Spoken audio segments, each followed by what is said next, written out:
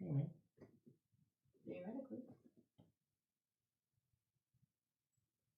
The lag is significant, just so you're aware. Cool. Compared to Twitch. Yeah. All right.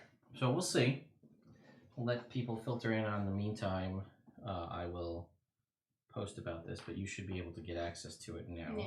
You should see, if you go to the YouTube, you should see live. Although I realize that the image is a picture of just me. Yeah. Because you can't. You have to change it manually. So. Yeah.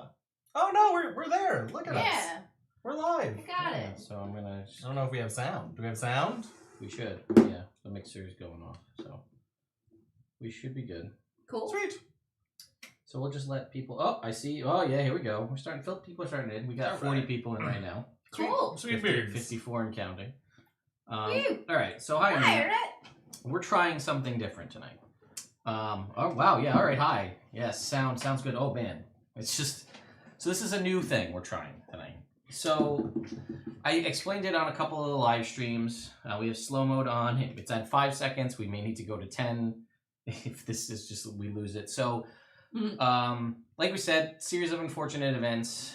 There's a video coming out about this scenario that we're going to be playing in tomorrow. But 2 players. It's a session 0. We've never streamed via YouTube. We always do it on Twitch. So we said, what the hell? Let's see what happens. I still have to play around with chatbots and stuff and notifications and things, pop-ups and whatnot. So that will be coming in the next couple weeks if we continue to do this. But we're gonna give it a shot. So that's that. Yeah, and this will be uploaded. It'll be taken down off of this channel when it's done, and then uploaded to Nerd Immersion Plays for the final product. But until I get that, you can watch it here, and we'll just see. You know, I mean. We have a ton of people, and the goal is, once we get everything up and running the way it should be, there's plenty of opportunities for interaction with all of you. During the game, you can donate and do a whole bunch of different stuff. But we're not there yet. We have that on Twitch. We'll get it to YouTube. I just have to port everything over. Yeah. So that is my little intro spiel there. So Sean, why don't you... sort of explain what's going on while I work on the other stuff in the background here. All right, so what's up, internet? Series of unfortunate events. Our good buddy Jake had to take a hiatus for family reasons, and 122 episodes into Everend, we can't finish without him. But we also didn't want to move on without him. Like, Ted has been working on ideas for Everend Season 2 for a while. I've been working on something for in between Everend Season 2 and 1, and we didn't want to move on without him. So, quick and dirty idea to fill out a party when we only have 2 adventurers. They're each going to get a dragon. The dragon is going to be a full spellcaster, while they are martial characters. I'm taking inspiration heavily from Aragon and the Summoner books by Taryn Matharu, that guy. Yep.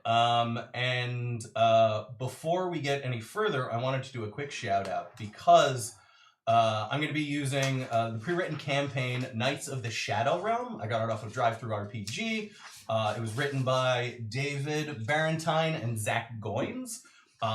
Unfortunately, because we're trying to... This is kind of a nebulous thing, and everything's kind of contingent upon Jake's family schedule. We don't really know how long this is going to go. And this pre-written campaign has a ton of in-depth lore. It's got its own world, its own deities, and it just creates such a rich environment that because this is kind of a shoehorn thing, it doesn't really make sense for me to dump all of that, not dump, but like utilize all of that lore and take time from the players rather than get into the nitty gritty to kind of explain more things. So I'm going to transport it to Faerun, but I did want to shout out all the great work that these guys did.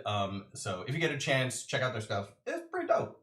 Also, shout out to whoever in one of the YouTube comments suggested this as the campaign to check out. Yeah, thank you so much. Yeah. I'm through the first chapter, and I'm very excited. Nice. Cool. So to start, yeah, they're each going to be martial characters. Their dragons are going to be full spellcasters, and kind of taking from that like shared bond magic idea, we're going to be using the spell points system rather than the spell slot system that it suggests in the Dungeon Master's Guide. The players will have access to their dragon's magic and spell slots, and their dragons will have access to one of their martial class abilities. It could be any of the core class abilities that they get at level 1 or 2. So if you wanted to be a fighter, at level 1, your dragon could get your second wind. Then once you hit level 2, if you wanted, you could swap it out for action surge or something like that. So those are the kind of basic rules we're going with. Everything else I'm kind of figuring out on the fly. So if you guys have any suggestions, more than welcome to throw them out in the chat. And Or yeah. questions that force him to clarify rules. That would be great too. Yeah, I'll thank you to McCapsan and Critical Pie 69 for the super chats. Appreciate that. Yeah, so we're so I guess a little bit of other stuff that we've done. We figured out we rolled ability scores. We used I don't think I did a YouTube video on it. I did TikTok on it on the bingo method where you do the 6 and 6. Oh, you still have the bingo board? Oh, I did. Yeah. Yes. Oh yeah, Celine, I forgot Celine my needs piece the of bingo paper board for her stuff. that I wrote my stats down on at home. And for Joe's Board Games and RPGs, I'm homebrewing this. This is kind of my own idea. Yeah. The dragons are going to get full access to a spellcasting class other than ability scores. Or, sorry, yeah. Yeah, you're giving a set stats for the block. For the dragon, yeah. Yeah, and it's going to have a different standard breath weapon amount.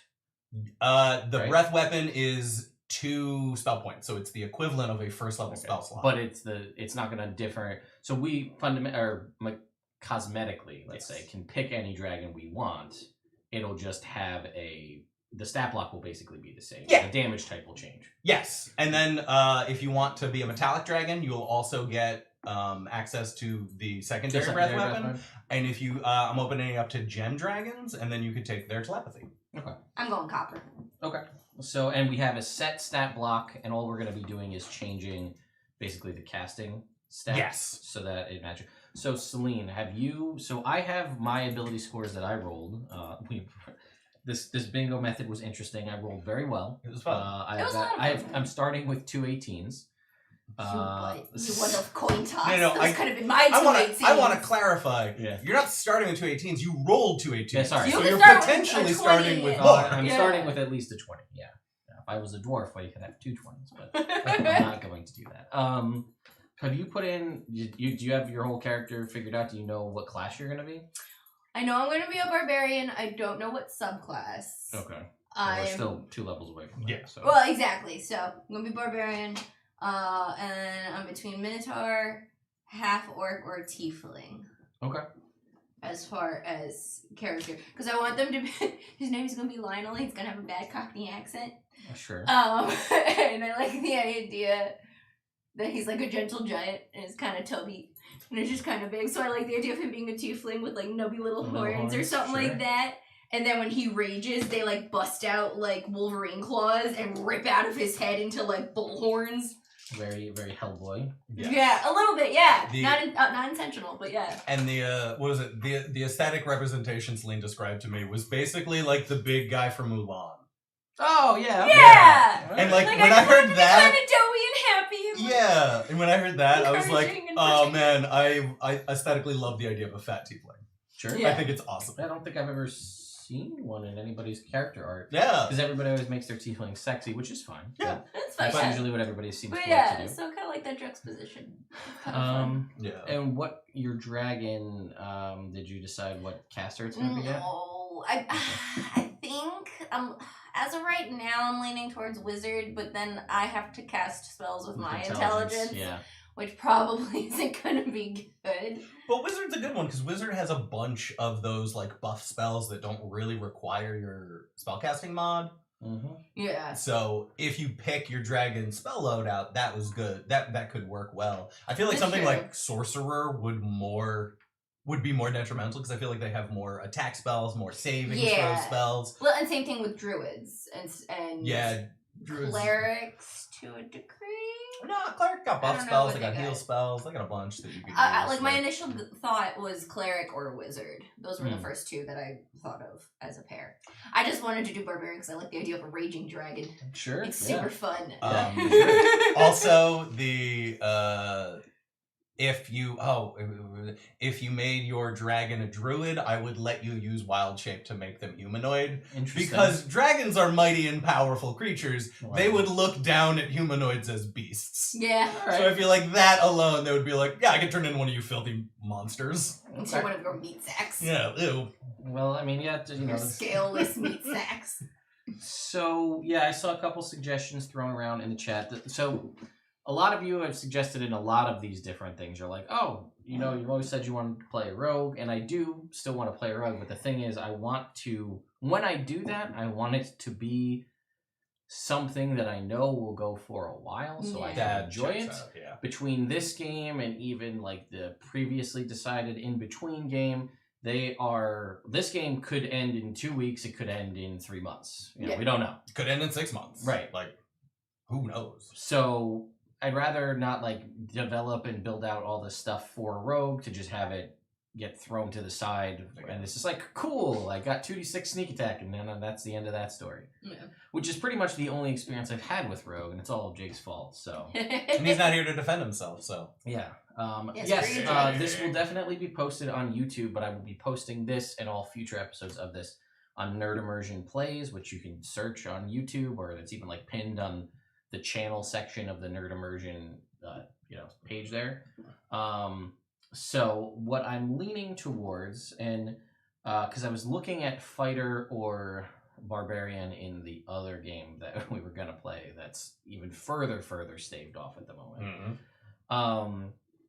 I did go through and I was doing that homebrew subclasses video that I released today, and I was like, oh, I did enjoy the update to the Purple Dragon Knight that I made. I thought that could be an interesting concept. It's a lot of healing, a lot of marshalling people around, which could definitely be something that I'm considering. But what I'm more leaning towards is the Ranger fix that I released in the one live stream that has this sort of Beast Companion as a standard thing for the Ranger, and then eventually the Beastmaster gets, significantly better versions of that, sort of like a Battle Master. And then I also thought it would be interesting to have a Dragon Companion and an Animal Companion, so it's just all of the things. So my turn in combat will be very long and very annoying, but that's... A lot of shenanigans. But I also want to play test it. I mean, this is not, I guess, probably the ideal situation to play test it in, because it's the furthest thing from a standard game, but it'll give an opportunity to see, is this weak, is this strong? So that's what I'm leaning towards. And then being a ranger would mean I'd have a high wisdom, so then I'd be leaning more towards cleric or druid as the casting class. Okay. So that's... So maybe I'll go wizard then, if you're going to go with something that has well, it's definitely going to be wisdom based. So it's either one has healing, so it'll be one of the two. Yeah. Cool. Okay, cool. I also wanted to throw 2 ideas out at you guys. Mm-hmm. So the original idea, the one I had talked to you about, is basically they all get one kind of standard stat block, and eventually they'll start off as medium wormlings, and eventually maybe if you guys are lucky, they'll grow a little bit bigger. Mm-hmm.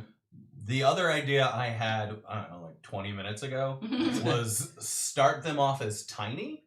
Okay. And whenever you guys get a ability score improvement, they grow a size, and then each size has a different stat block.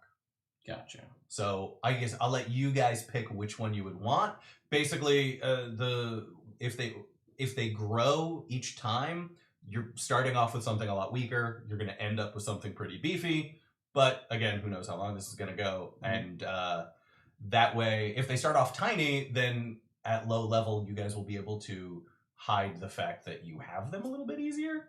Yeah. Rather than walking around with something the size of a pony. Sure. My dragon. Easier. So yeah, Okay. those are your guys' options. I have the stat blocks out in front of me, but yeah, work on your guys' stuff first. So, did you have a question? You had what is either question mouth or you're still talking mouth. Oh no, I have popcorn stuck between my teeth. that's it's the third kind of mouth that I never suspect. So definitely not Swarm Keeper. I hear what you're saying, but no, I'm definitely going to be testing out the updated Beastmaster that I released, because I want to see how it holds up, see if it's too much or not. That's something I want to do. And then someone said Goblin Monk. I've already done that, so... no, not a Drake Warden Ranger. Again, Beastmaster Ranger, but there's a Dragon Companion as part of this. So I have 2 18s before bonuses. Yeah, exactly. So I feel like that could be the answer to what do you want to play. Ted, what do you want to play? I have 2 18s. So like, yeah. It's whatever I want. Right? So I was torn between starting with a 20 Dexterity or a 20 Wisdom. Because the dragon would have the benefits of that. But I think I'm going to go with the 20 Dexterity. Because I think Dexterity is a power stat. Yeah. So Cool. we're going to definitely start with 20 Dex. Barbarian, I want Constitution, Strength, Dex. and Dex. Yep. For unarmed. Oh, I mean, unless you're wearing armor. Unless you want to wear armor. For Morg, I did both. I started off with a lower AC, so I wore armor, and then by the time I was able to bump up my AC enough, I was able to take it off. Yeah. Because I think I'm going to bump... I did actually consider Strength Ranger for a second there. I was going to do a Great Sword Wielding Ranger, because I still have dreams of doing that at some point. Sounds fun. But it also... it's still Ranger, so it's Yeah. So yeah, I don't know. I'll probably pick. Oh, I don't know. I was gonna say, I don't know what race I want to pick. Because with Tasha's Cauldron, pretty much everything is available at this point. Yeah. I could do custom lineage and then still start with 20 Dex, but I'd have a feat. Are we doing feats? Like first level feats? We In had this this. game at all? We had I this forget discussion. that. I forgot. And Sean said, "I'm giving you a dragon." And then you said, Do it! You're starting it, just finish it! "Yeah, But we could. yeah, but we could." But we could. You know what? I hadn't thought of that. Thanks for bringing that up. Let me take notes. I'll reference Okay, some what things. if our dragons get first level feats? Well, you know what? If she They're gets they're dragons. They are Yeah, but they're starting tiny. full on dragons. They're starting tiny. And Like they're the size of a rabbit. spellcasters. As a tiny dragon, just. I like the I'm glad idea you're of a tickled by tiny this, dragon casting spells. He's going like that. Yeah, what's gonna levels happen. 1 through 4 if you I want. know. So I think Fun I'm- idea, fun visual. Spin it out there. Yeah, that half of the ideas for this campaign cards on the table is me just being like, that's a fun visual. So like, let's do that. So I'm debating whether I want to put my 2 plus 2 for like race stats. Do I want to put it in my 18? So I would have 20, 16, 14, 13, 13, 11. I have a lot of odds. Or do I put the 2 in the 14 so that I'll have 18, 16, 16? For Barbarian, 13, I'd go 13, 18. 11. Personally, I'd go 18, 16, 16. Right? Because I feel like I need 3 good stats at least. Yeah. Well, again, you can wear armor, and then that'll mitigate like a 14 Dexterity. It's true. Because if you're gonna get like a half plate or a What breastplate, determines if I get armor in the beginning or not? Well, the Barbarian page tells you what you start with. I don't think you start with armor, but like, yeah, once you do a couple missions, you could go to a store and be like, I'd like armor, please. And they'd be like, this is the price of armor. yeah, And you're not you'd asking say, for anything fancy. I would like that armor, please. And And you'd be And like, then ah, the armor 50 gives gold. me +1 to... It depends. It depends on what kind of armor you wear. That's true. So Yeah, like, you'd I have. feel like armor's usually expensive. We have to pay for it. So I feel like I want to make provision just in case I can't get it. Well, I think you have only played characters that use heavy armor, and heavy armor Yeah. is very expensive. Medium armor is a little less so. It's still pricey, but I think Yeah. half plate is about half the price of full plate. yeah, a breastplate's like 400 gold, Yeah, and that's and no probably stealth. yeah. Okay. So some stuff's coming up in chat, but I figured I'd ask this: can the dragons wield weapons? So definitely not when they're tiny. That makes sense. Sure. And like, if you're a monk and you give your dragon your martial arts ability, then like they could definitely use monk weapons. Mm-hmm. But I don't think they can just use like swords and shit. I'm gonna say they don't have opposable thumbs. I mean, So, like, yes, starting game one, level one, they're dexterous enough to cast somatic spell components. Yeah, but yes, you're right. All right. Yeah, they can do that, and they can't do the other thing. But what if they cast Shillelagh as a druid? Then I would let you use your tail as your shillelagh. Okay. All right. Okay. Good looking I out, was chat. gonna say you don't need thumbs to do somatic components. No, I guess You not. just I use mean, your I thumbs. guess if it depends on what book you read, you don't even need hands. So. Yeah. So I saw. Yes, I have seen Dragonflight System from 2C Gaming. At some point, I plan to review that, which is their whole book about playing as dragons. The whole dragon, like the characters are dragons. Oh, that's cool. I was thinking for the monk weapon. I don't know what the weapon's called, and the best Oh yeah. visualization I come up with is in Shanghai Noon when Jackie Chan ties the rope around the horseshoe and uses that as a weapon. Like I was imagining a dragon with like that tied to its tail, like doing all like flipping it around itself and using the momentum and stuff. Yeah. I thought that was a super cool visual. A meteor hammer would be what that would be replicating. Thank you. Yeah. Cool. I don't know. Part of me's just leaning towards half elf. Just Yeah. because it's It is a Ted standard. no. Ted loves a good half elf. Yeah. Yeah, I mean like elf is good too, but I'm gonna be but I'm gonna have martial weapons and stuff, so I don't need like the weapon proficiencies from elf. Oh, quick story note for the chat. I couldn't think of a way that they could be strangers and be bonded, the only two people bonded to dragons in all of Faerun, and then just happen to meet up with each other and go on a quest. So they're going to be adopted siblings. Because it just makes more sense. Because it's just easier. So adopted siblings, what I was going to say is that there was either a raid, a war, something, and both of your sets of parents died. There was a local lady whose husband died in the war, and to kind of try and mitigate the pain she was feeling and try and help other people, she went to an orphanage and just was like, hey, I need to adopt some kids, and you guys were both there, and she was like, I'll take them both. So you have a nice mom who is alive. Oh no. Yeah. That sucks. There's no way that'll end poorly. Sorry, Mom. Yeah. You're gonna die. R.I.P. Mom. Yep. Alright, so She's gonna be very kind and look out for you both. wow. Sounds like my sister Claire. Yeah, that's what I'm going for. It is my middle niece's, my youngest niece's favorite voice. No, the dragons are definitely full casters, not half casters. Yep. We can be half casters. I mean, Yeah. I'm being a ranger, so that'll work. Essentially, we're going to be playing two, mechanically, we're going to have two separate characters, but it's going to be a two-player game.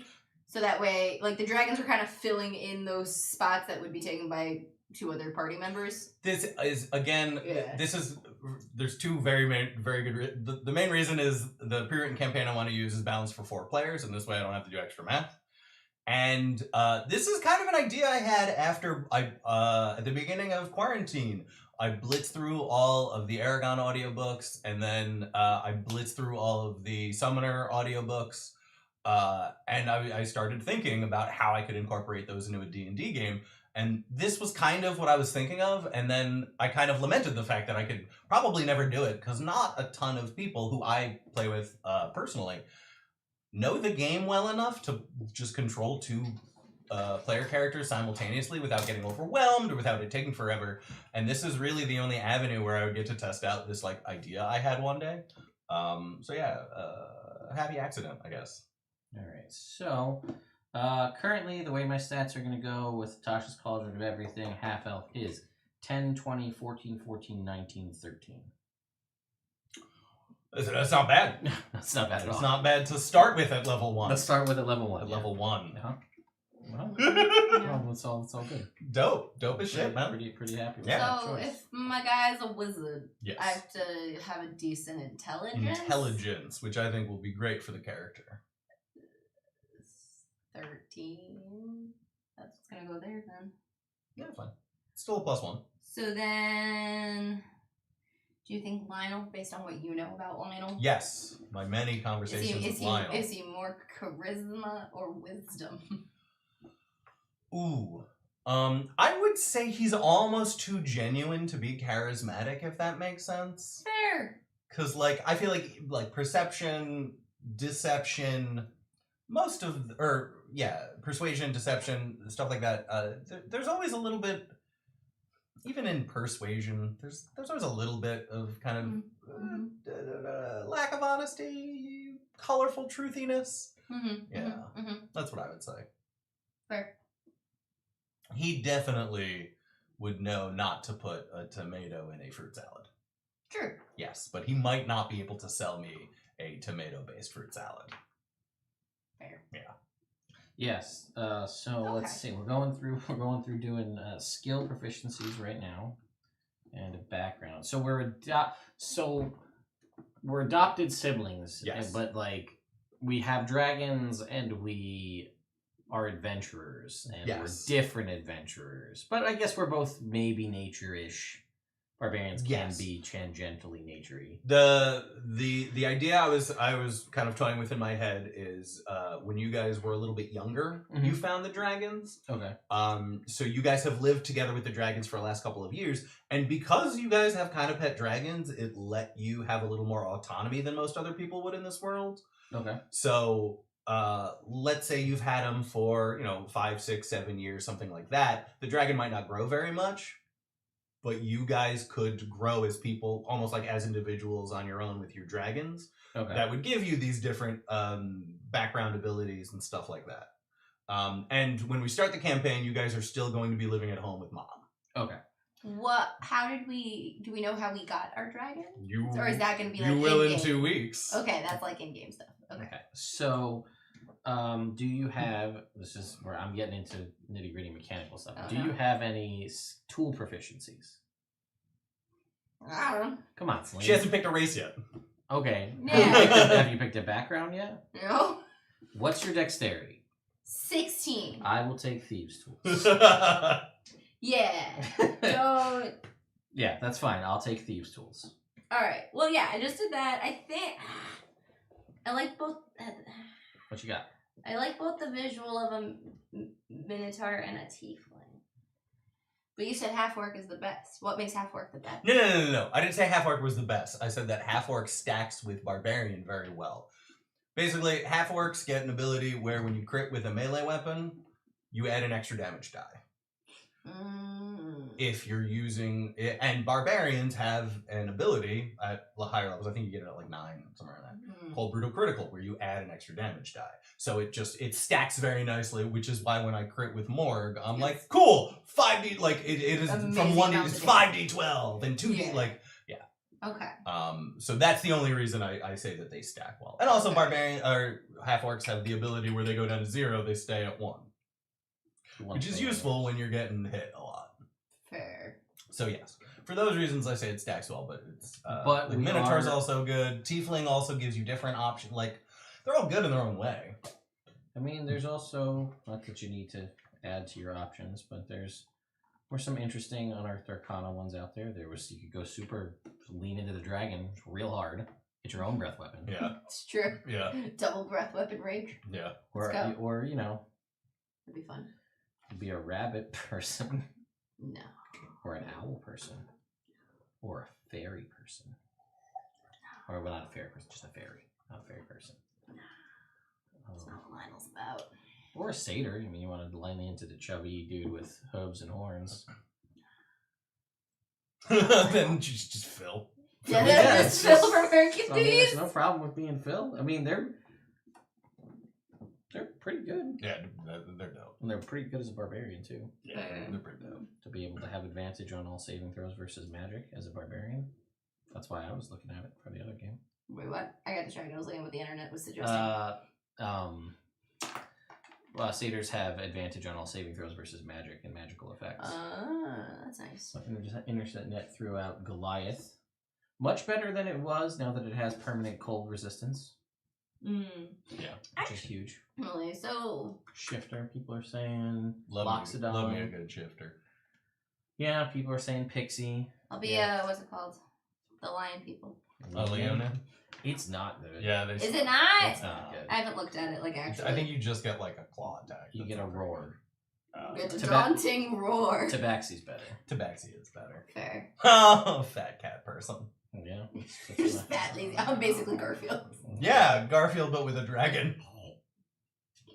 A lot of people I mean, standard orc also, the updated version of the standard orc, not bad. It's not as it's different than half orc, right? It gets you a couple other things. Gets you 2 skill proficiencies and a bonus action movement. Whenever you see an enemy, as long as you move towards them, you can move your movement speed as a bonus action. Which is okay. Grung Barbarian. If I'm gonna pick some funky option for you to play as a barbarian, I'm gonna say that you should be a fairy because you can fly and it's stupid and you can squeeze through things 1 inch big.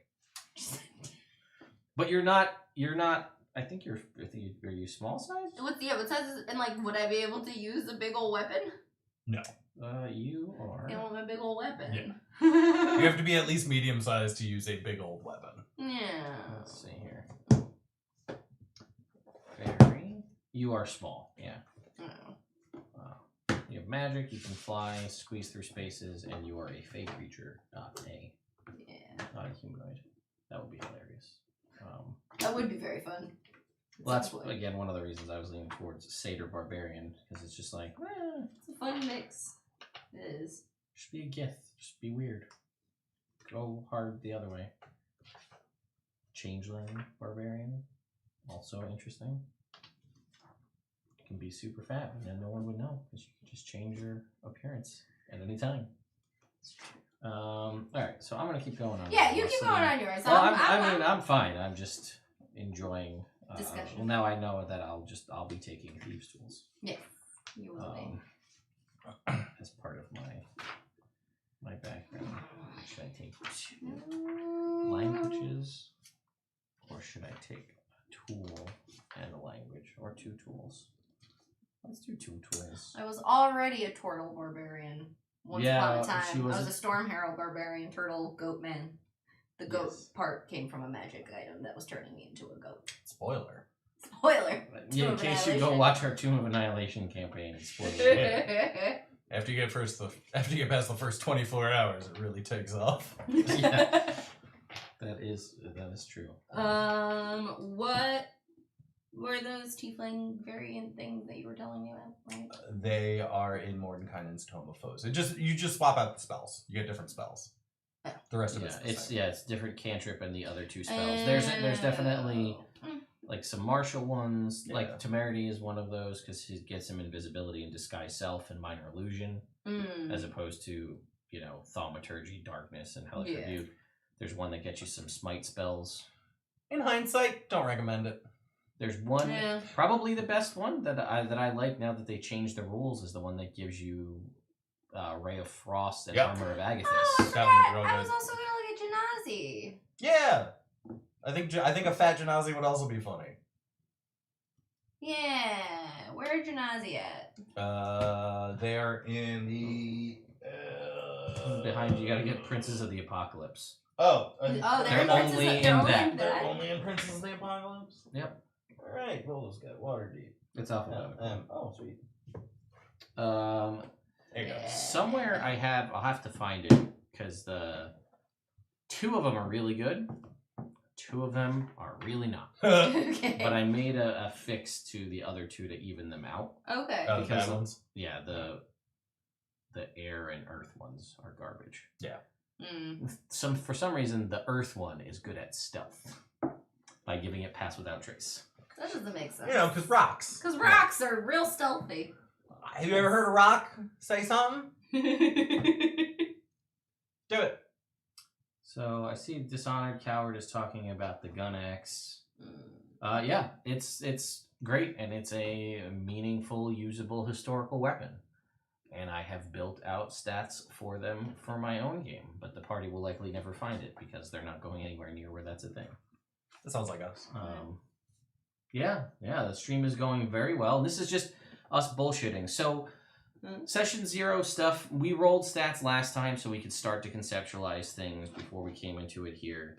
And yeah, we're putting together things as we go, and we're just this is gonna be our opportunity to get out. We've all been playing D&D together for the past 6, and Sean and I for significantly longer than that.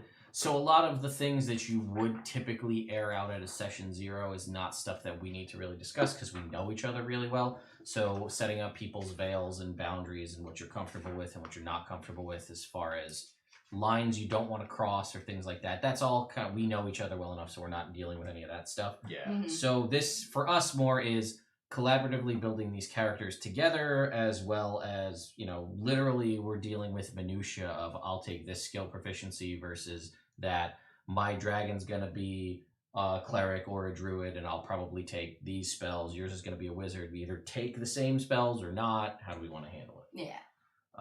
And also to bring up reasonable questions that I haven't thought of about this weird mechanic we're making up. as we Yeah. go.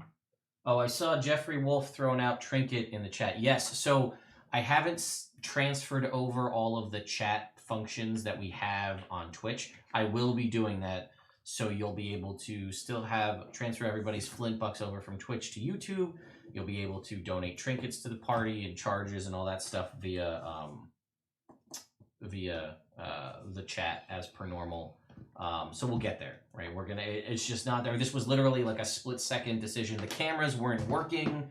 We were trying to deal with all this shit right before we went live, and then the chatbot didn't transfer, so we just said, screw it, let's see how it goes. We'll do it live! And yes, that's pretty much how we do a lot of We'll this. fix it in post. Yeah. We are up for 36 minutes, Zach Miller, as of right now. The dragons are going to be 4-legged dragons.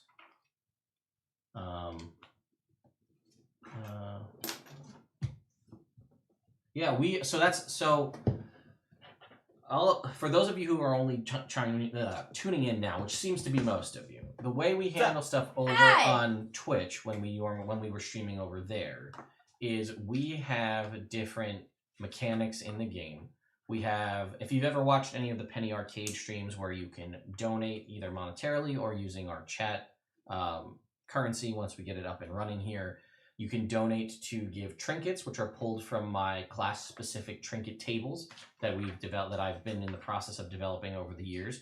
So you can give the players trinkets. You can donate if you do charges, which is something that we can use to activate an ultimate ability. To activate advantage, give yourself advantage on a roll. And then if you bank 10 of those charges, then you could use it to activate an ultimate ability, which is like you would have in any kind of video game where you save up to use your big kind of one-off thing. That's a thing we'll have. We'll also have things like memorable quotes in there and different chat games you can play, like going on a pub crawl and fighting bosses in a dungeon. All this stuff will get transferred over to YouTube. It's just a matter of time. So there you go. Yeah. Reaper King. Nope, it's just us. We're the only ones here. Yeah, that's kind of what this whole thing is. It's an interim campaign in flux while we wait. You can direct the game. You can hand out trinkets. You can give folks charges so that they can get advantage on rolls and stuff. You can't see it, but over here on this door, we have basically a list of all the charges, and there would be something here. I'll show you what it would look like. I'll pop it up on the screen. You'll see right below Sean on our other games. It would look like this. We have this bar system and things you see below. You can donate trinkets to the player, or charges to the players to give them advantage or their ultimates, but it also fills that top bar, which is a reliquary bar, which when it gets to full, tips and we roll on some tables and either something good, something bad, or something weird happens. We've had a variety of different things happen, like pizza rained down from the sky. We had a magic flame-tongue rapier appear. We also had a predator, like the Yautja alien from the Predator series, appear on a boat the party was on, set to hunt them for sport, which actually led to a death of a character. That was a bad option, obviously. We had a weird option where they were transported to an alternative reality version of the same world, except it was a musical. That was the Shadow Realm. The Shadow Realm. And I don't know what any other good ones. Remember off the top of your? Oh, everybody's got the fingernails unicorn. fell off. We got the unicorn that healed Pat, or was that your wild magic surge? That was my wild magic surge. Okay. No, the one with we found the carcass of a wolf that had an extra dimensional space in its stomach and 2 bloody footprints leading off. Yep. There was one where every time we took a short rest, every hair on our body would grow 4 inches. That got awkward. Yeah, including eyebrows, and eyelashes and stuff. Pubes. So we just stopped taking short rests. Yeah, that was. We only long rest now. We only long. For some reason, it doesn't work then. We don't nap in this group. Nope. Ever. The trinkets are randomly chosen. We usually just let it's not exactly a D100 yet because I haven't finished filling out the trinket list. By the way, if you go join the Nerd Immersion Discord, that's where we've been building out those trinket lists cooperatively as a community. So we have several of them have 100 options. We're trying to get to 100 for each, so that the player can just roll a percentile, and then we figure out what the trinket is. And you know what? At the end, once you guys are done with your characters, why don't we start you both off with a trinket? That sounds like a good idea. Yeah. All right. That'll be fun. Mechanically, I want to go half orc. Visually, I want to go minotaur. The struggle Right? is real. It is. Screw it. It's a short campaign. I'm not committing forever. I'm going to go minotaur. Yeah. I want to be a fat minotaur. Do it. Could be, Oh my god, all just like constantly chewing on leaves. Gary! Lionel! That's my dragon. He's going to be Gary. Gary! So yeah, we're working through stuff now. Let's see. Oh wait, I thought I chose that already. Let's see. Insight, acrobatics. Okay.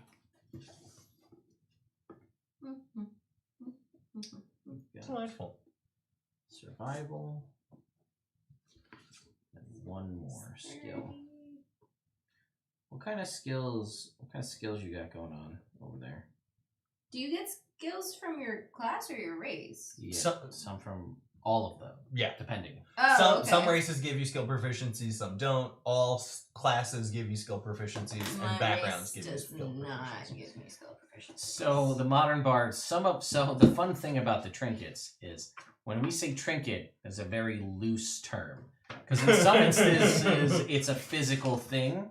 In other instances, it's just like, remember this thing about your character for forever? Like that tattoo that you have that counts up the kills that you do? Like that's that's like a barbarian one, I think, is a tattoo that keeps track of your kill count from that point on. One of the barbarian ones that's a very popular one is you can smell magic. So it's like a lesser detect magic. You can just smell the presence of magic. One of my characters has a bag that whenever you put vegetables in it, it turns them into meat products. That's a fun one. But like it looks like an apple and is like crisp and crunchy like an apple, but it's just meat. It's meat now. That's a barbarian one as well. So are you gonna have any? Do you think you're gonna have any like knowledge skills of any kind, like investigation or Arcana, maybe? Yeah. I mean, I'm getting there. Give me a second. Jeffrey Wolf, I hear what you're saying. It's close to that custom lineage. Custom lineage is the physical appearance of any creature you want, but it's not the mechanics of a half-orc. It would be a +1 to 2 ability scores of her choice, a feat, and then either a skill proficiency or dark vision. But you can make it look like whatever you want. So it's not technically the half-orc, but it would be +1 to 2 stats, and then you can pick a feat to try to, whatever feat you want to sort of replicate things. And Great Weapon Master. Or dark vision or one skill. The same thing. Yeah. Or, you could be a vampire. If you want. Vampire. I mean, it'd be fun. Climb on walls eventually, bite people, and Be like Kung Fu Panda. Yeah. But a vampire with a dragon buddy. It's not a pet. You guys are equals. You are partners. Don't need to breathe. We do have to come up with a name for this campaign. Yes, that's something we should figure out. And then I guess a title for you guys. I had Wormbound in my head. Like that was that is my first draft of a name for this. Well, chat, we got 200 people. Somebody, what do you guys have ideas based on what you know so far, which is not a lot? Not a ton. What do you think we should name this campaign? Throw some ideas out there. All right, I'm gonna take Thieves' Tools, and I'll take Poisoner's Kit.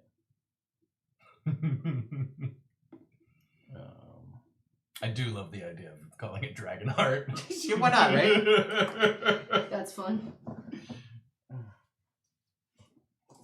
You know what? And I was immediately trying to think of like a memorable line from Dragonheart. There's not really any memorable lines. Are the stars out tonight? That's all I got. Yeah, and I remember what's his face. God, I can't remember the actor's name. He plays the friar. Does like a really cheesy turn the other cheek brother when he shoots somebody in the ass with an arrow. Oh yeah. Mm. I can't remember his name. I don't know his name.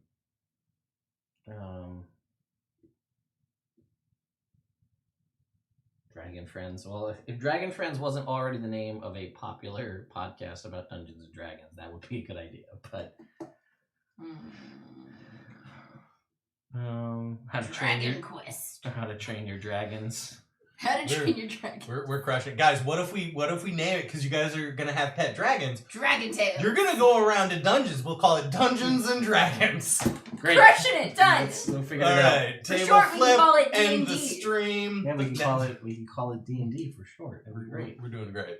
I see Skyrim. I see Heart of Fire, Dragonbound, Dragon Twins, Worm Stakes, Knights of the Old Code, a pixie, a dragon, and a vampire walk into a bar.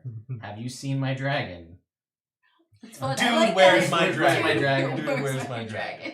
Dragon Immersion, The Bizarro Adventures of, insert group's name here. Dragon Age. Dragon Age, good. It's the Origins. first- Origins. It's Origins. Dragon Age Yeah. Origins. Got it, guys. You got it. Spoiler alert. Chapter 3. There's an Inquisition. I've heard that. Yeah. No one talks about the second part. Yeah. Because it was definitely there. It happened. Okay. We were all Let's see. there. I'm gonna go. I choose 2. Choose 2 what? Per skills. Sorry, I'm reading. Okay. Animal Barbarian is 2, handling, yeah. athletics, intimidation, nature, perception, survival. Probably athletic. That would be good. Checks out. Worm Quest, dragging this out. Perception. Actually, so far, Dragging This Out is my favorite. Dragging this out. That's fun. Yeah. I picked a half elf Reaper King. How to Train My Dragon.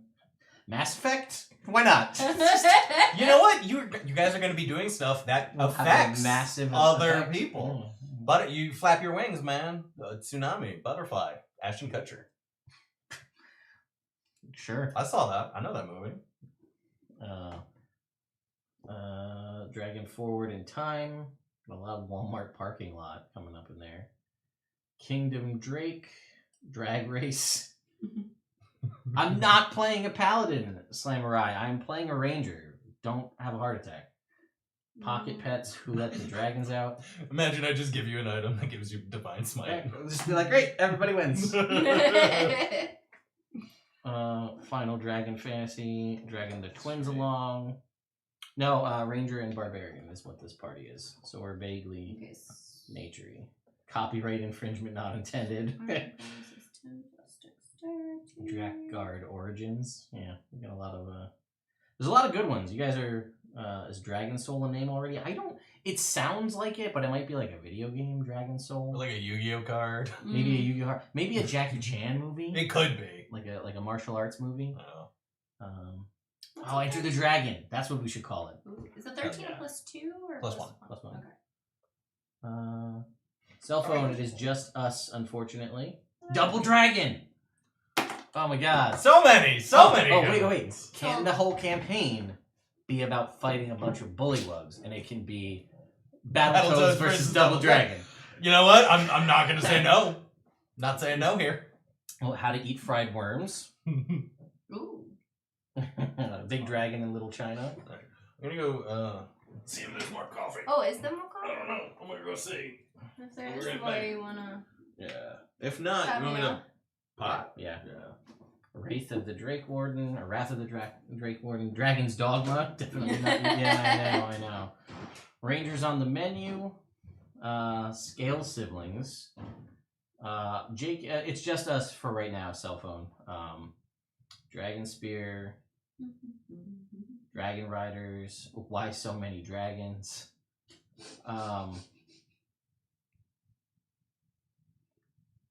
Dragon Duel. We have to nail something down here eventually. Let me know what skills. So your skill. I don't think Minotaur gives skills. It doesn't. Oh, Bill and Ted's Dragon Adventure. So that's fine. Too bad your character's name's not Bill. Neither is mine. But unless I name my character Bill, then it'll be Bill and I'll Ted. name my character Ted. Drake's and Josh. Nice. That's a fun one. That's pretty good. Drake's and Josh and Rob. Game of Dragons: A Tale of Frost and Flame. What'd you say? Nothing. Talking about Drake. Yeah, I was playing off of Drake and Josh. Scalebound. Hey, we could finally make Scalebound to be a thing since Xbox decided to cancel that game.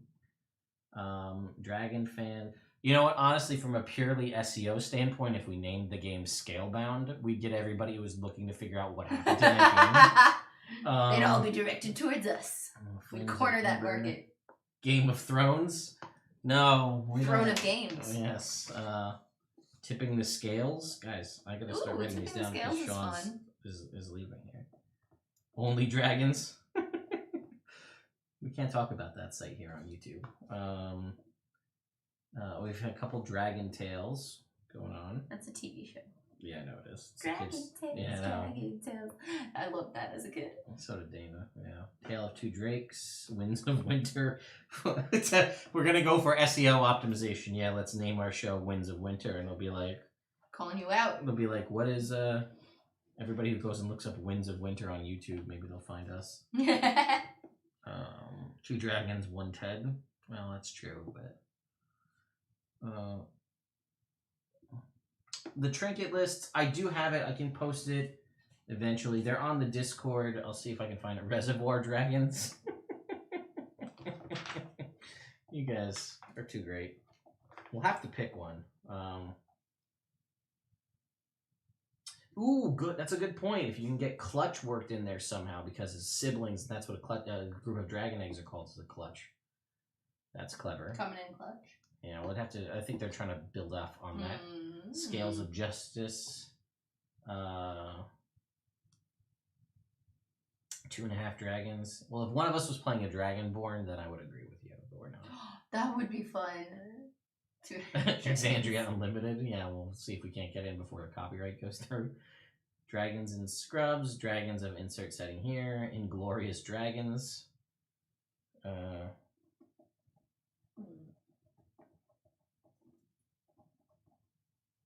Too Fast, Two Dragons. Oh, man.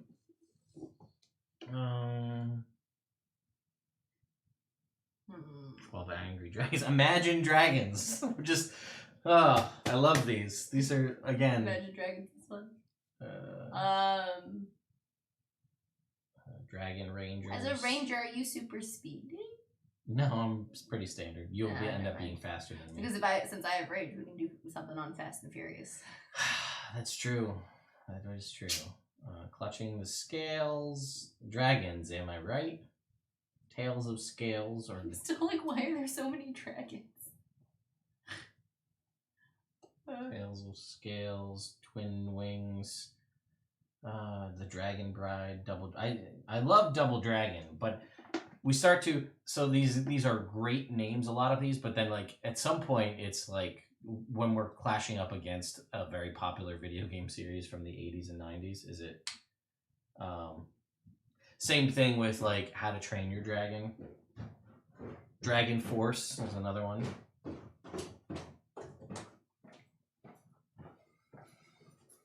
So we've got a couple other ones that have come up through here. There's so many. He-Man and the Masters of Dragons, Clutches and Draconic Blunders, How I Met Your Dragon. I thought of when I was upstairs, Stop Dragging My Heart Around. We've got Tipping the Scales was one. We had Scalebound was one, which I thought was funny because the game that they made for Xbox that they canceled that everyone wanted was called Dragons Among Us. Breath Weapon of the Wild. That's pretty clever. RuPaul's Dragons. We had Reservoir Dragons, Inglorious Dragons, Dragon Force. We had Two Dragons, Too Furious. Tipping the Scales made a comeback again. Clutches and Kobolds. Again, I'm very I have a hard time turning down the ones that I like, Double Dragon or Dragon Age or these other ones. Axe, Bow, and Two Smoking Dragons.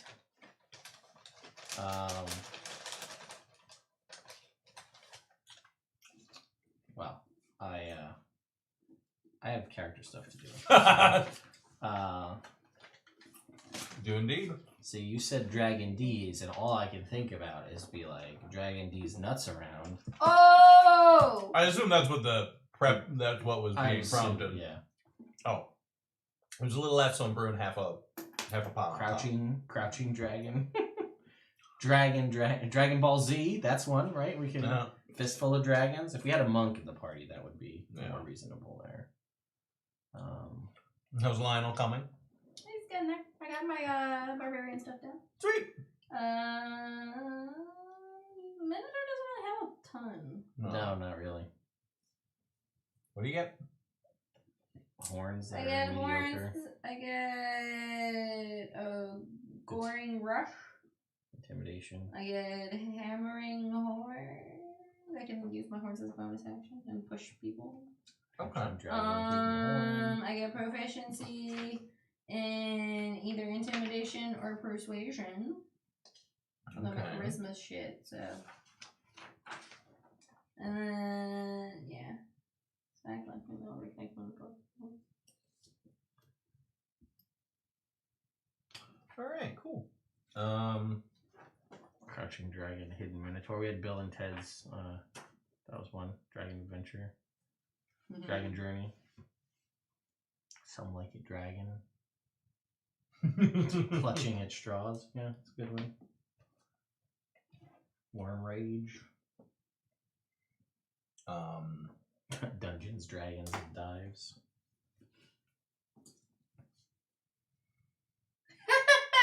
Dragons 2 Fire Boogaloo. Sunny reference. Well done, Internet. Well done. You with the jokes. You got me. Keep you them tickled coming. a reference that I enjoy. Keep them coming. Coming in Clutch is another one. Clever. So where did you land? So what are your four, or your you got Intimidation from being a Minotaur, right? Mm-hmm. And then the two other ones, what did you choose? Athletics and Perception. Okay, so you get 2 more skills from your background. Yeah. And you can pretty much make that up, so yeah. What 2 do you want?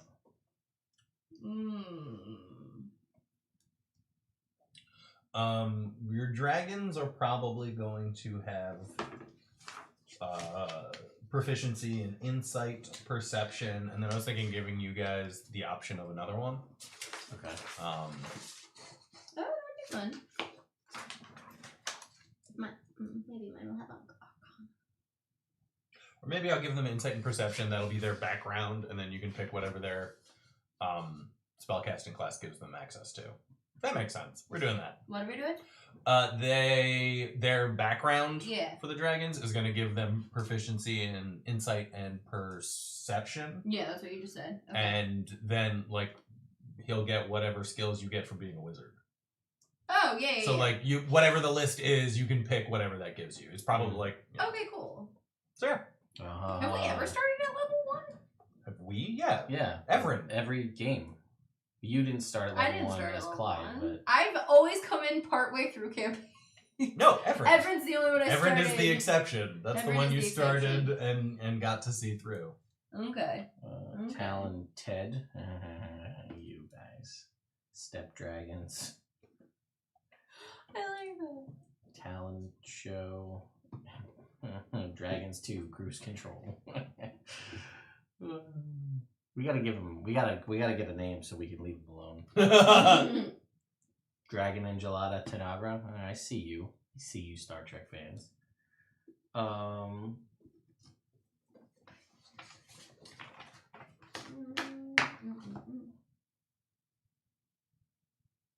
I mean, realistically, I've liked a lot of these. I like a lot of these because they're like very meme-ish. The Lord of Dragons, How to Date Your Dragon, How you Met Your Dragon, How to Train Your Dragon, Dragon Age, all these ones. The Song of Ice and Fire.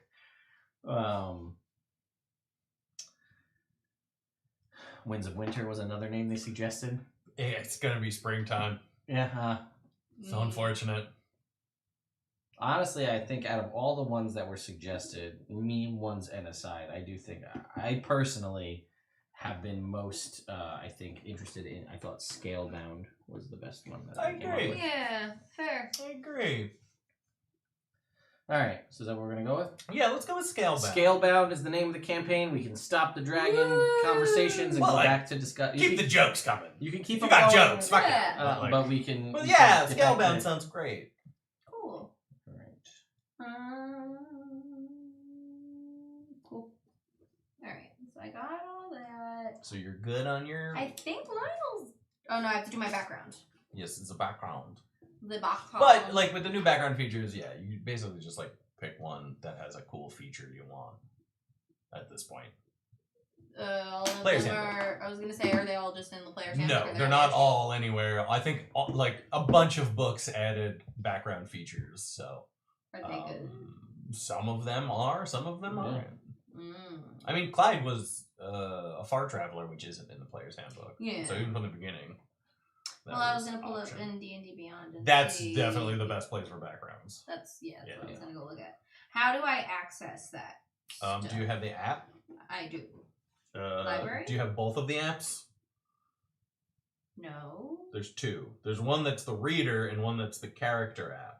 I think I have the character one. Yeah. Yeah, I think you're right. We'll do 2 words rather than Scalebound, which was 1 word, which was what the video game was. If we space it, then when everybody's going to search the video game and they put a space by accident, they'll find us. Woo! Haha.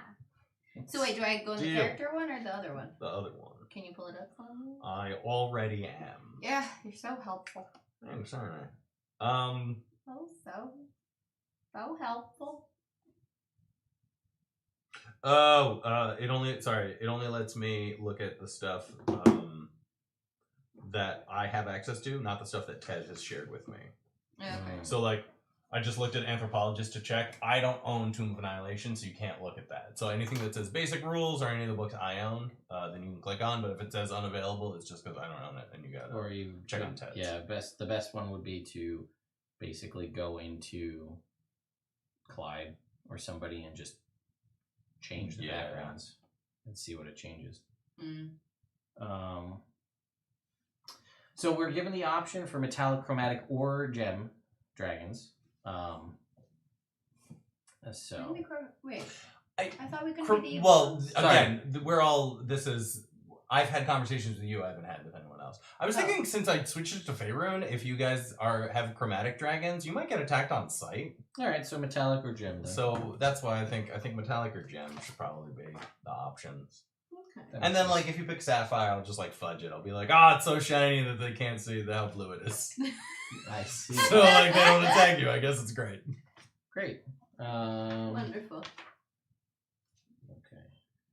Hmm. Tablet froze up. Oh wait, maybe not. All right. So I guess I've got all of these things now.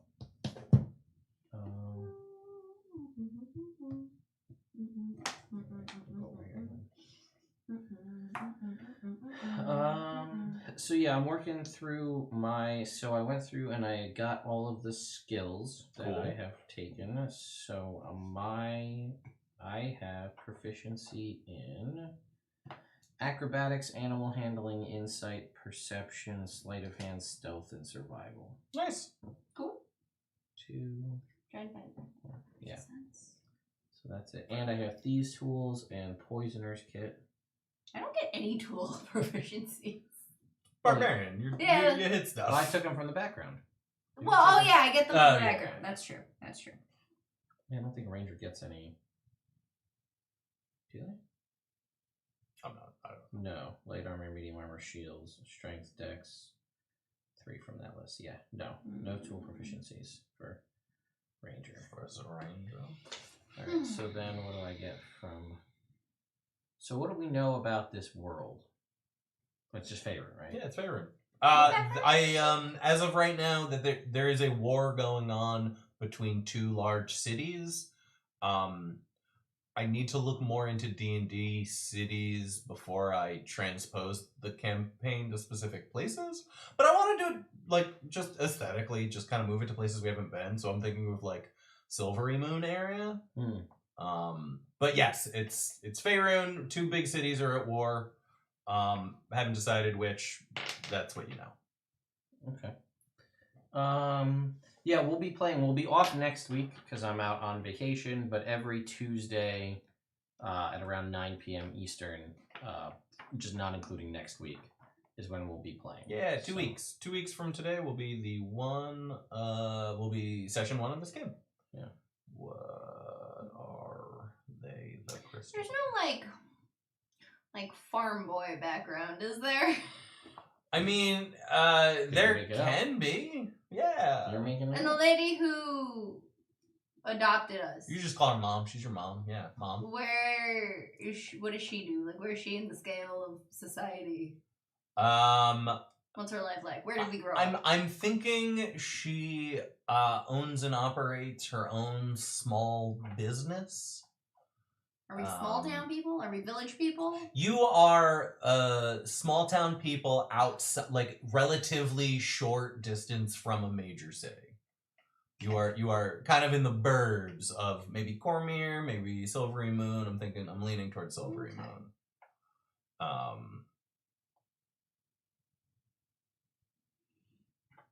Okay.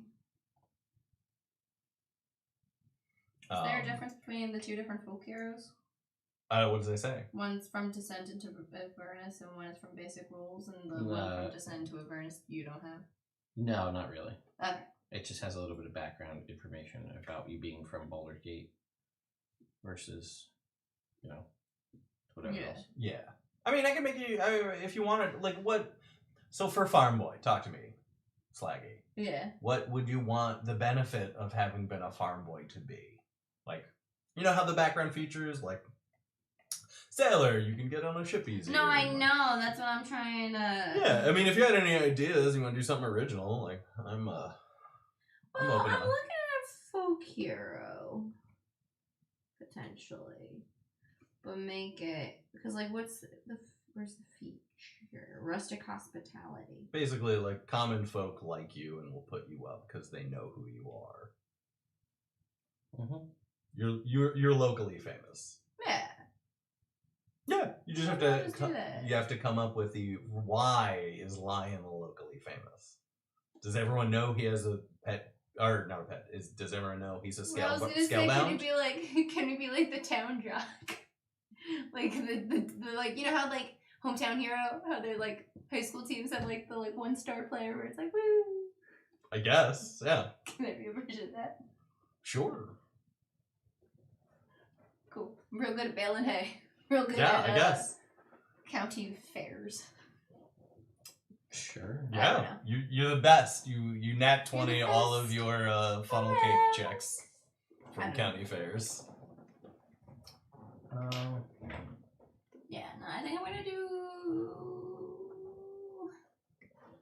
Yes, Crunk, 2 18s, Dex and Wisdom, because of the dragon's spellcasting being, when I cast from the dragon, it would be Wisdom based. So my stats in order, starting with Strength, are 10, 20, 14, 14, 19, 13. Ooh, maybe I'm a boxer. Maybe that's my folk hero thing. Yeah. Like, I'm just a good fighter. But it's like, not like skilled fighting. Just that's fair. Because like to go with the whole barbarian thing, like the whole rage. Yeah. There's a local... You gotta work out his aggression. That's fair. I mean, yeah, if you wanted there to be like a local kind of fight club for lack of a better term, like a little pit fighting ring, or Maybe. even make it more formal, like this local like the towns outside of Silvery Moon do this. Like seasonally, all the towns get together and their best fighters fight, and he's been the one from your little town for a while, and he's been pretty good so far. So as far that as worked. stuff, since it's just like a regular town, there's no, other than these dragons, there's no like overarching like, oh, these are we really hate these people in like the near, like we hate, we're invaded by oozes every day. We hate it in this town. Gosh darn oozes. No, there are no very obvious favorite enemies. All right, that's for you to that's fine. Humanoids, it is. say. That's fine. That's how that works. Humanoids is a great option. Humanoids is one of the best options, No. especially because probably most of the people that would want to take a dragon are going to be humanoids. Yeah. Fair. So, all right, that's fine. Look at athlete and let me see if that has anything worthwhile. And is your dragon going to benefit from your animal companion ability or from your favorite enemy ability? I haven't figured that out yet. Because I did think of that. It would be, your turn would take forever, but it would be funny if there was you and you had your animal companion and your dragon who also had their animal companion. That thought is not lost on me. Oh, and one thing, Celine asked this, and just as a clarification, if you have archetype features that improve your base ability, the dragon does not benefit from that. Okay. So if the dragon gets an animal companion, it is staying the Whatever base. it is. It's not gonna get the Beastmaster benefit. That's fair. And like if you get a rage that does something else, like the wild magic or the I think that's the the Tempest. one I'm going for. Wild magic. Yeah. I think it's fun. I think it's a fun visual, and also I think thematically it works really well. Like the idea that this dragon is granting you access to magic that sometimes when you lose focus it explodes out of you in a way you can't control. Yeah. I have to figure out what my background is going to be. So yeah, maybe I'll do athlete because the feature is kind of basically the same. Where it's basically if you visit any settlement within 100 miles of where you grew up, there's a chance there's a 50% chance you can find someone who admires you and is willing to provide information or temporary shelter. Yeah. So it's basically the same thing as folk hero, right? Yeah, pretty much. Pretty much. Yeah. Oh, So yeah. can I just like kind of be a little willy-nilly with like the tool proficiencies and stuff like that? Yeah, I'll, like, absolutely. stick to the numbers. Yeah. But yeah. Okay, cool. Yeah, you make it whatever you want. Yeah. That's when you make the background. It's more like the feature. Yeah, Yes. the feature is the important thing. Yeah. That's the Cool. only thing that's And then specific. and from that it's like Oh, no, you have the option between like languages and proficiencies and Yeah, it's 2 skills and either 2 languages and 2 tools, 1 and 1. Well, it's either 2 languages, 2 tools, or 1 and 1. That comes down to. Sweet. Okay. What race are you? Do you know? Half elf. Oh, and then for RP situations, I will be controlling their dragons. For combat situations, they will be controlling their dragons. Do the dragons give us proficiency with Draconic? That sounds reasonable. Yeah. Great. I'm gonna get another language. Draconic. And then what race is our mom? Oh, your mom is a dwarf. Cool, then I'm gonna take Dwarvish. That's I my thought about info for picking my background. favorite enemy dragons. It was a thought I had. That's funny. I mean, who knows what the campaign will take you? You know? No, yeah. When do you get your second? 6. 6? Yeah. No, it's fine. It was a thought I had mostly because of like the bonus to intel, like checks to recall information about dragons, and I'd be like, well, that's a useful thing when you have a dragon. Yeah, that checks out. But no, I'm gonna stick with humanoids. Fair. Someone suggested Gladiator. Gladiator's not bad. Where is that? Is that in the regular handbook? That sounds like a Theros thing. It's not. Oh. They only have athlete as the. It's I Added background. think I was just it's guessing. I think it might be a different version of athlete. Like under like there's alternate ones for a bunch of them. If you look around. Oh, is Gladiator the alternate folk hero? It might be. Yeah. Check out Folk Hero, and then under alternate features, it might say Gladiator. Very entertainer. Entertainer, that's it. Thank you. Entertainer. Okay. Where do I look? Under E. entertainer. Oh, there. You'll Found see it. down Okay. there. You'll see variant. Okay. So yeah, I've got Natural Explorer, favorite enemy, humanoids. I'm not gonna mess around with any of the Tasha's Cauldron stuff because I want to use the stuff that I designed. Cool. Although I never put in a substitute for Primeval Awareness in mine, so I'm debating just leaving it out entirely. That's right. Because the other version is if you take the Tasha's Cauldron, you replace Primeval Awareness, but you get 5 free spells per 1 rest over time. But it's just like you can cast Animal Friendship and all these different things. Okay. This is Gladiator's Theros background with Acrobatics performance. But anyway, yeah, you can use that one there. All right. So you said we got a magic thing? Yeah, I'll give you that. It's RP in the first game. Gotcha. Cool. All right. Okay. So I get 2 skill proficiencies? Yeah. I'm gonna suggest perception. I already have it. I'm gonna suggest taking it twice just to be safe. I don't think that's how that works. Oh, I've never played this game before. I don't know why I'm here. Alright, so it looks like we're going with 2 short swords. And oh wait. A ranger. No. Should we be stereotypical and make it 2 scimitars as a ranger? Why the fuck not, man? Yeah, let's go. We're doing it. Hell yeah. There's no difference mechanically, I don't think, at all between a scimitar. One might be slashing, one might be piercing. Maybe. We're doing it. But also, I kind of like the idea that, especially with swords, or I guess with certain types of swords, you should be able to, like, describe you doing it differently. Like, if you have a long sword and you thrust, you should be able to do piercing damage. Yeah. I mean, but like a rapier. A rapier, not. Rapiers are not for... No. Like, you and can like do... scimitars, you couldn't stab. It's not... Yeah, it's more more of a slashing. But like for certain weapons, I feel like you could make the argument. Well, I mean, you can cut with a rapier, but it's basically like your edge flat of the blade, and you're kind of like sawing against the side of the skin. You're not like it's a hacking. It's you're like you're like getting your Inigo Montoya when he like hit the face. Like that's a cut, not a pierce. But it's like. But that's the extent of it. Yeah. It's more for, I feel like, toying. It's a piercing cut. Yeah. What skill proficiencies did you take again? Acrobatics, animal handling, insight, perception, sleight of hand, stealth, and survival. Okay. I also have advantage on all survival checks all the time. Nice. Cool. Will animal handling come up at all with our dragons? I'm assuming No, not they're not because they're yeah. And you can't handle them. They are... You can't handle it. They are your equal in every way. So yeah. It would be, if you wanted to convince them of something, it would be persuasion. All right. So now I'm gonna do my dragon's stats. So what is the block? For Tiny, yes. 10 strength, 10 dex, 14 con, okay, 16 to whatever casting stat you want, and then 12 for the other 2. Okay, got it.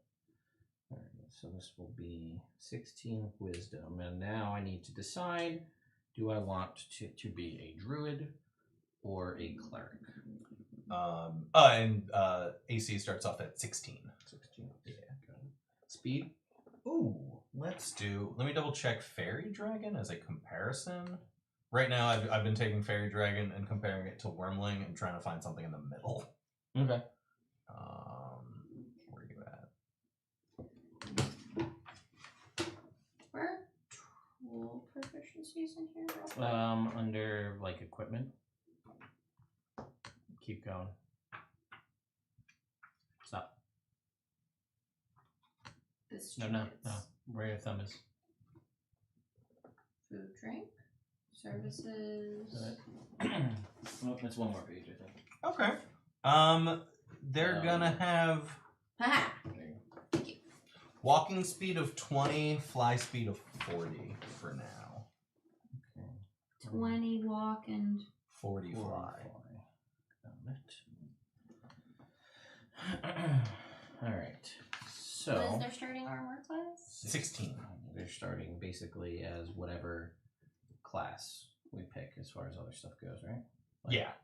Did you fill in the stats already? Did I miss that part? You I did. did. Can you read it through me Of one more course. time? 10 strength, 10 dex, 14 con, Okay. 16 to whatever your spellcasting mod is, Intelligence. and then 12 for the other two. Is that the only thing we fill with hit dice? No, I haven't That all done that comes yet. from class? No. Or- Ooh. I think I'm going to have them have a standard hit die. Okay. Because I feel like that makes more sense. Like they're dragons first, not a wizard first. Sure.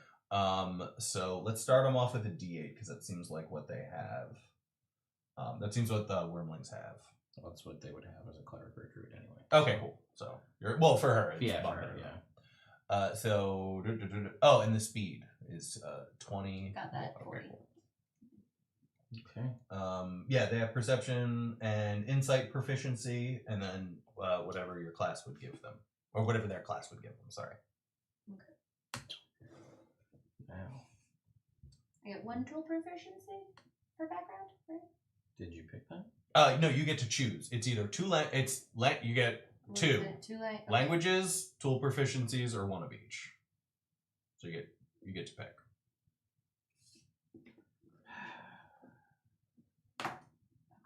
Cleric or druid? Can the dragons multi-class? I don't see why not.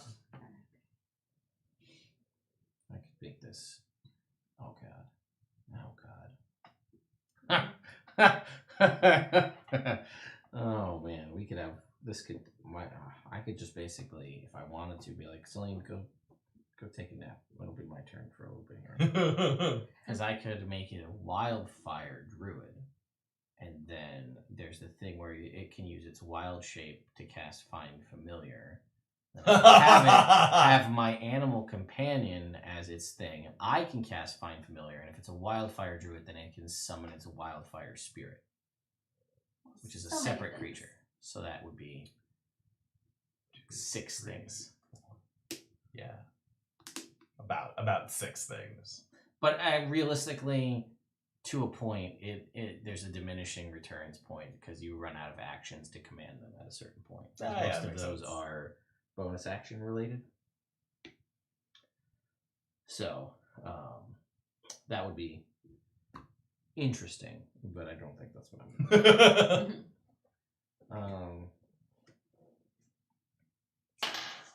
Do we get bonus? Are we doing bonus languages at all, or no? Oh, like your homebrew rule? Yeah. Yeah. Intelligence. Okay. Yeah, that makes sense. I like that And rule. we got draconic from From the dragons. the dragons, yeah. Okay.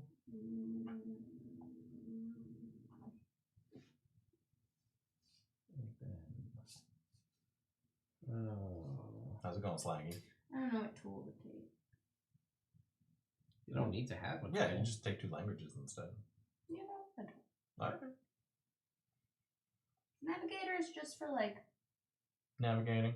but like, just for like in general, like it's not In general. limited to like sea or land or anything. No, No, just navigation, one. compass, Alright, and maybe I'll that do kind of that thing. Yeah.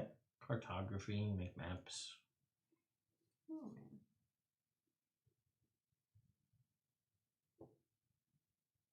All right. So I've got common, elven, draconic, sylvan, dwarven. I get 1 more. I have Dwarvish, Common, Minotaur, and Draconic. What's What's your- language? Apparently. Oh. I might switch to I I don't know. Honestly, it's not a bad idea. Like I mean, and it wouldn't change that much. I just feel like a half-orc barbarian is so used. So It is something like there's different. Be the I want dragonborn. horns. Be the dragonborn. You could definitely be a I want dragonborn. What? I want horns. They get horns? They have horns? Not that do. What do damage. they look? Do they look good? I mean, like what's the good dragonborn? Because I know the one in the book is bad. Oh no, it's the ones on the Unearthed Arcana Dragonborn. would be what you would use, which is over here if you want to read it. Yeah, it's you get the breath weapon. You get 3 choices: gem, metallic, or draconic, or chromatic rather. Or cobalt. Be cobalt. No, Don't not the you new dislike version. Not the new I was like, don't you dislike those? I dislike the original. Not the new one's better. Yeah. Where do I find all these things? Look up the draconic options. Unearthed Dracona. Dracona. I think like as much as I want, like I don't really have any desire to play a druid in real life. Fair. So I'm like, do I want to just exercise that by having the dragon be a druid so that I can be like, look, I did it. Now I don't have to do it again. I mean, the benefit of the dragon as the druid is you always have your breath weapon. So Yeah. even if you're concentrating on your a spell, you have the breath weapon as a decent option. Yeah, it's a thought, but I just don't love like Circle of Wildfire is probably the one that I like the most out of all of the types of druids that are out there. Fair. Still partial to Circle of the Shepherd myself. But yeah, like I want to add more things to do. That's the... Let me just command my 5 constrictor snakes as their action. It's not funny. Let me just get to my turn. Hang on. Mm-hmm. Don't forget your spirit. Yeah, well, the Move spirit, your yeah. spirit as a bonus action. Dragon with Spirit Guardians is way cooler. That's fair.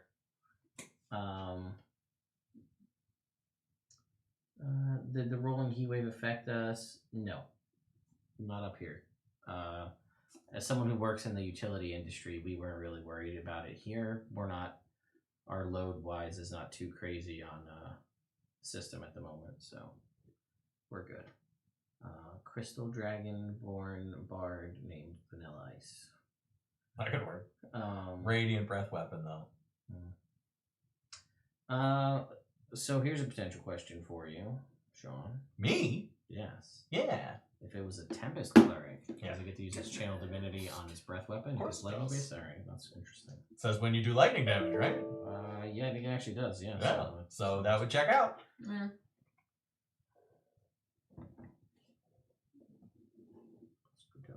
All right. Let's put it the Arcana domain. We'll just fuck everything. Yeah, I thought about Life Cleric because be like, well, just all of the heals. Mm-hmm. Yeah. It's not a bad thing to It's have. not a bad idea. But I haven't fully figured out what my dragon's deal is yet, and I don't feel like I want them to be a life domain. Because in my mind, they're very healy. Well, they are healy. Yeah, they're super healy. The other thing, I mean, in the back of your head, Ted, is since I'm going to be voicing your dragon, what do you want him to sound like? No, I know. Well, I'm debating making, like, I haven't decided if I want it to be more, like, because in that mind, when I think, like, life, I'm like, oh, this is like a traditional, almost like a paladin-y style Yeah, cleric. I get what you're saying. Well, I can do the skill proficiencies, right? I can do that. Yep. Insight, perception, he gets automatically. So I guess he's going to choose history and religion. Because he's not very persuasive. So. Highest dragon. Yeah, well, I mean, the other options for me are, I guess I could game it and choose insight and then get something else. But, I mean, the other options are medicine, which is pointless on a cleric. Fair. Persuasion, which is, I'm better. I'm almost at, we're as persuasive. We're not convincing anybody of anything. So, yeah. I don't know. Let's see. So yeah, I guess we'll just go with history and religion. All right.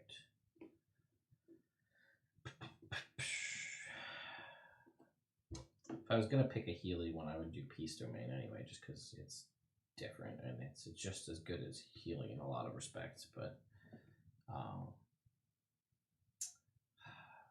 actually, that's really good for like this whole scenario, the dragons. That's got a lot of good mechanical stuff. All the bonds. It's all about bonding and emboldening bond and all this stuff. So that's pretty good. That is pretty cool. That works pretty thematically. Yeah, I just don't know if I want to do it. Fair. That's legit too, man. Grave domain and just give everybody vulnerability on shit. Well, wait. If you did go with lightning, the other breath weapon is the repulsion breath, Yeah. which is fine. It's the knockback. It's not great. It's fine. Oh, yeah. Silver Dragon's cold. And it's, repulsion breath. It's just a knockback, right? It's a 15-foot knockback. Yep. So that's not great. No. But it's...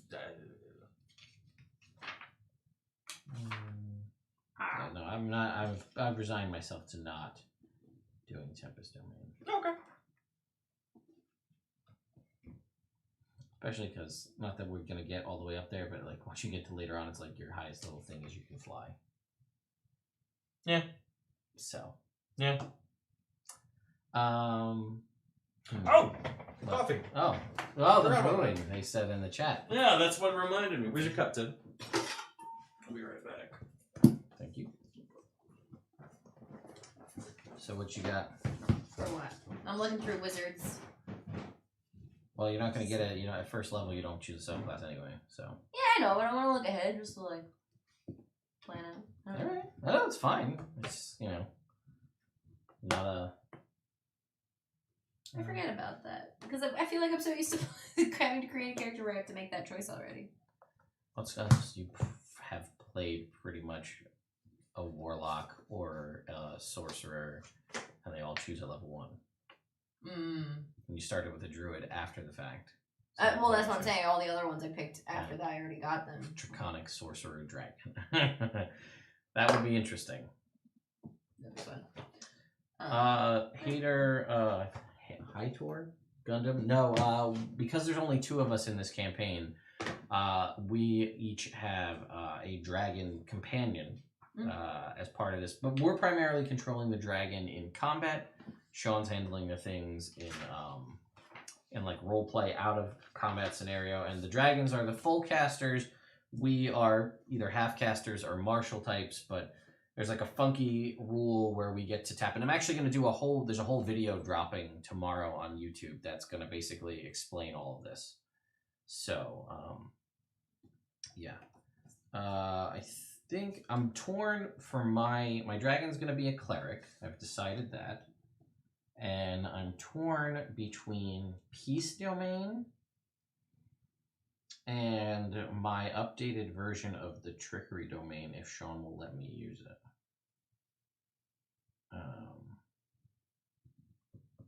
Maybe.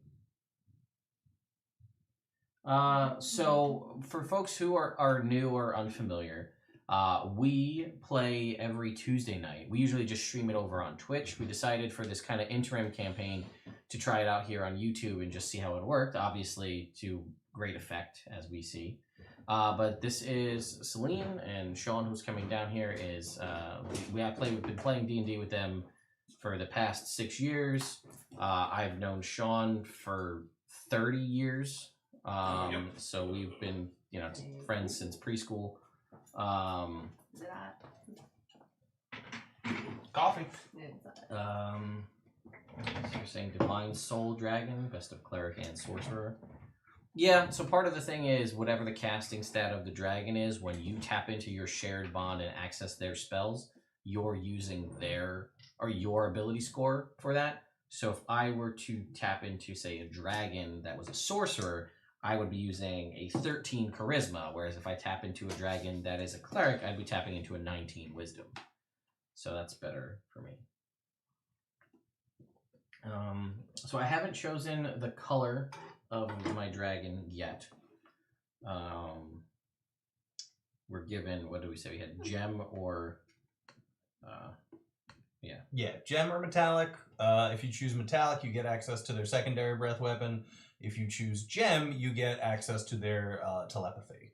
Mm-hmm. We did roll stats. We rolled those last week. What I'll try to do is you see below Sean how there's that empty square. We would normally have stuff up there for like our donation mechanic and stuff, which I'm still transferring over to YouTube. We'll have, you've seen it on Critical Role where like the character sheet pops up with like the stats and stuff. We'll do something similar. And then once we get these all finished up and done, we'll put the digital character sheets available for you guys to go ahead and take a look at. So let me go see and take a look at this. So I'm down to 2, I think, now for the... For what? For what kind of cleric I should Oh, have cool. I think. What are you leaning towards? Well, oh man, I still have the piano open on here from whenever Jake was gonna I did. Let me just find it.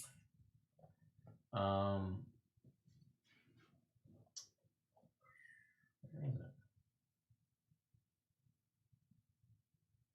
True strike, good or bad? Bad. Okay.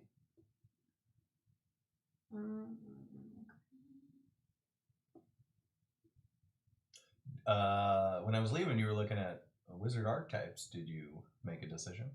No. Okay, cool. Well, I also reminded her that they don't choose till 2. Yeah. Yeah. One of the things that her and I were discussing earlier is I think War Wizard would actually be pretty dope. Because because the breath weapon, we're using spell points. As a quick recap, breath weapon is going to be 2 spell points, so the equivalent of a first level spell. But it won't count as a spell. So like when Gary the dragon is raging, he can do his physical attacks, he can use his breath weapon, but he can't do any of his wizard spells. Yeah, that's it. That's all I'm saying. So War Wizard was good because... Oh, because one of the features is it's like you get a +2 to your AC or +4 to a saving throw that you fail or get hit by. But you can't cast spells. You can only cast cantrips the next turn. Yeah. So that's less debilitating for a dragon because you're not limited to just cantrips. Once they get size bigger, you'll still have you'll still have claw attacks, and you still have your breath weapon. Chat brings up a good point. So we talked about it before. What if it's a blade singer? Does it get all of the... We're going to give it benefits of, like, Blade Singer Dragon? I would have to double check Blade Singer, but, like, maybe. I guess it would work. You just have to make sure he takes, like, Green Flame Blade or something, or Booming Blade. Yeah, it's been a while since I looked at Blade Singer. Let me see. I mean, probably, but... It's updated from what's in there. Oh, okay. Not much, but it's proficiency bonus. Did you do any spell picking yet? No, because what I'm at for...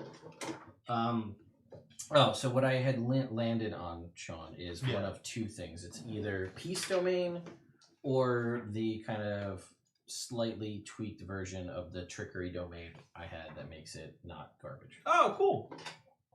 So... Hell yeah, man. I'm just torn between the 2, because one is very much like, oh, such a good bond. And the other one is just like, we are sneaky jerks. Which is also what I'm kind of okay with. Yeah. Unless you let them do their claw or their bite attack can be their... I guess you don't technically need a weapon to blade sing. Or you need some kind of a weapon to get some of the benefits, but... Oh, and the dragons they're like multi-attack or extra attack and all that's based on the class that they have, right? They have 2 attacks. Or access to multiple attacks. Oh, no, it was going to be based on their size. Basically, once they get a certain size, I was going to give them multi-attack. Okay, then don't choose Blade Singer, because their 6th level ability is you can attack twice. Yeah. Oh, okay. But one of those attacks now can be a cantrip and then an attack. Oh, okay. That's the new thing. Oh, okay. And they made it proficiency bonus times per long rest as opposed to twice per short rest. Okay. And then, that checks out. And then that's the new change for everything. And then you'd have the extra attack. One of those attacks can be a cantrip. All right. Which is huge because everybody's just like, oh, Booming Blade, and then attack, and then hasted attack. And then go fuck yourself because impossible to hit. Oh, and I mean, this isn't coming up because no one's using it, but, excuse me. You are excused. If you, as your martial character, picked a half caster, you can either share an ability with your dragon or your spell points, so to like kind of bolster their magic. So you would have pooled spell points. Well, it would come up because I'm a half-caster. Well, so I meant it specifically for like, but you, yeah, I guess, yeah, you could. Am I using spell slots or am I using spell points for my spells? For you, I guess I'll let you pick which you would prefer. I have to look at that stuff again. Yeah, I'll figure out. Yeah. Okay. Because I feel like with the shared stuff, sharing spell slots would just become a pain. Yeah, no, that's true. So, but yeah, as long as you're not sharing them with your dragon, then you can pick whatever you're more comfortable with. So the updates I made to the trickery domain. Okay. Is I gave it bonus proficiencies at level 1, which is proficiency in stealth and thieves tools. Cool. And then I just changed the blessing of the trickster, which was when you touch someone, you could give them advantage on stealth checks for an hour. Mm-hmm. But you couldn't use it on yourself for some reason. Okay. So I just got rid of that so you can use it on yourself. Mm-hmm. Invoke duplicity, which was their whole thing, where they make a illusory duplicate of themselves. They made it so that you had to concentrate on it like a spell. Mm-hmm. Oh. And then like the whole thing from it is like it can move around and it looks like you. And you can cast spells from it. You can cast spells from it. Yeah. And if it was next to you, you got advantage on attack rolls. So what I did for what I made was ditch concentration on it, and then if it's next to you, attack rolls against you have disadvantage rather than you having advantage on attack rolls, because I think that makes more sense. Yeah, I agree. It had a really garbage channel divinity at level 6, which was you could channel divinity as an action. You could turn invisible until the end of your turn or something. Mm-hmm. That was it. Oh. Like if you do anything, basically, it breaks away. it. Yeah. So I made it similar to that one gnome thing, where as a reaction to taking damage, you go invisible. Okay. And then it's it's based around, I think, around the furball. That ability? Where, yeah, you can still do stuff, you just can't, like, do damage. And then I swapped out dealing poison damage with a weapon when it has one of the best spell lists in the game, and made it potent spellcasting as opposed to a poison damage weapon. When they're like, here, we want you to be really sneaky, but also fight in melee and do poison damage. Yeah.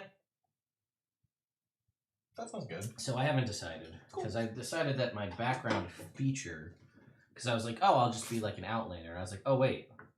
All of my class things make it so that I do all of those things. Yeah. Anyway, yeah. So there's no point in that. Yeah. So I was looking through and I was like, oh, I'll do the marine thing where you can like move. And I was like, oh, wait. I gave them that too later on. So, so what I landed on was smuggler as my background feature. Oh, cool. So that's why I'm debating peace domain and like boost the bond and the healing, or trickery domain and be like, we are just smuggler jerks. Fair. So that's what I'm not sure about. Fair. Let me see what smuggler does. But I feel like from an RP perspective, that kind of gets into temerity territory. Yeah, there's there's nothing wrong with that, but in similar notes.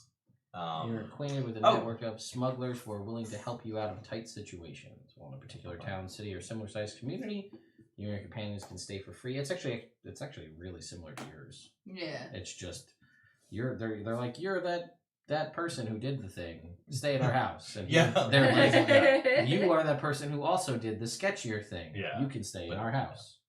So I'm gonna change that. To answer a question from the chat. I guess by the rules I set forth that you could pick any level 1 or 2 ability to give to your dragon, they could use the channel divinity. Yeah. If you were a cleric. But we're not being full casters though. No. But yeah, I guess your dragon could use a channel divinity if it were a cleric. Definitely. What's this one do?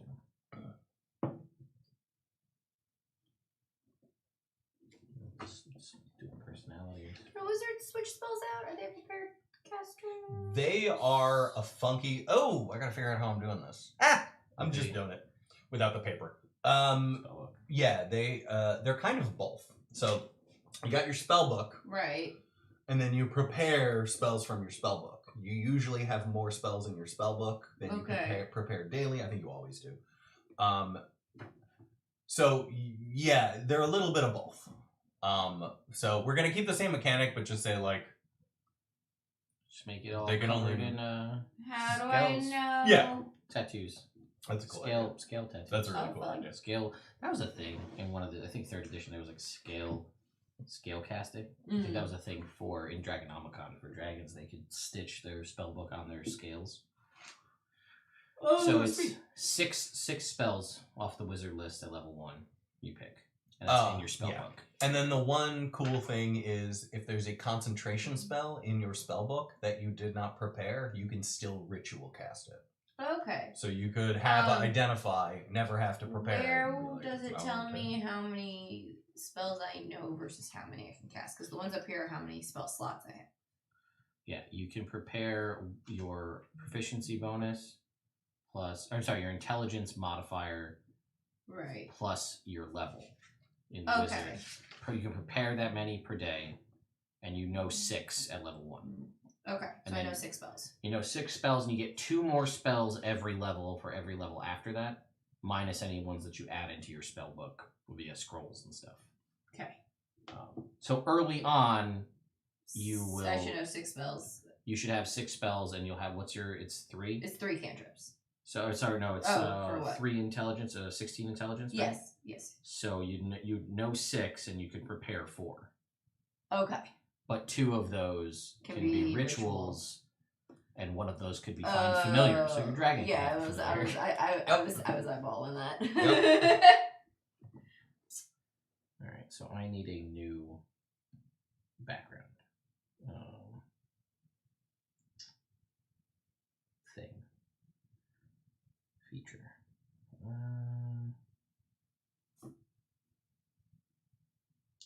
So yeah, we're adopted, so we don't know our parents, so that one's out. Which is fine. What's this one? Oh, and your parents are definitely dead. The real ones. Yes. Okay. Yes. You guys know for a fact there is no mystery. There will be no parent quest or surprise folks popping up. No twist in the familial realm. All right, so maybe I'll just go with. Not from birth parents, no. Maybe I'll go with gambler then. I don't know. I don't have I got all the good ones from being a ranger. Yeah. I don't want to be like a soldier, and we already just urchin doesn't fit because we have a house. Yeah. I don't want to be a sailor, and I'm definitely not like a book nerd. So or a hermit, or I'm definitely not a noble. Well, even if you don't pick hermit, I feel like with this kind of dragon bond, you could use that feature where you have discovered an ancient secret. I think we'll go with. We'll switch it up. We'll go with investigator. Okay. So through a combination of fast talking, determination, and official looking documentation, you can gain access to a place or an individual related to a crime you're investigating. Those who aren't involved in your investigation avoid impeding you. Additionally, local law enforcement has firm opinions about you. They either think you're a nuisance or treat you as one of your own. So I interpret that as Sean Spencer from Psych. Yeah. They have opinions about you. Yeah. They vary. Some are buzz. Some think they're great. And then there's Lassie. Some are Lassie. Yeah. All right. That's fun. That's Van Richten's. I like that. All right, so that's my background, and then trickery domain or peace domain. I mean, I'm pretty stealthy. Do I need advantage on stealth checks? I mean, and you'd also, as a ranger, have access to pass without trace.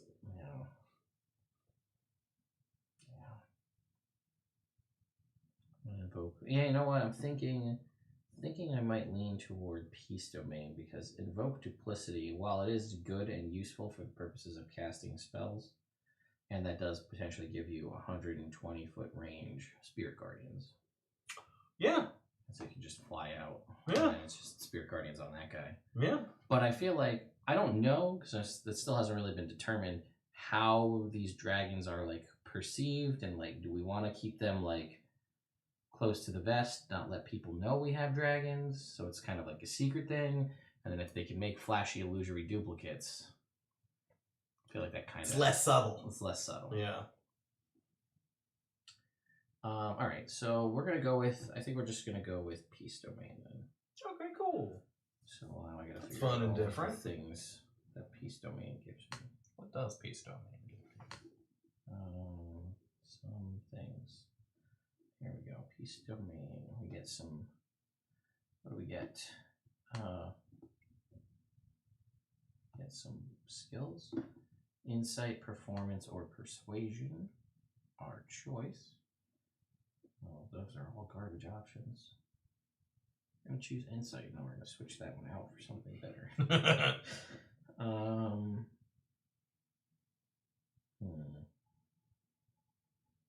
To give my oh, he's such garbage physical stats. Yeah, they're tiny for now. Yeah. Well, he's gonna have stealth proficiency. Because I'm not gonna Sneaky dragon. I'm not gonna be sad about having when we're over here being sneaky and Celine's over there making all the noise. Yeah, there are ideas on that side of the table. Okay, we've got heroism. Sanctuary. We're gonna take guidance, obviously.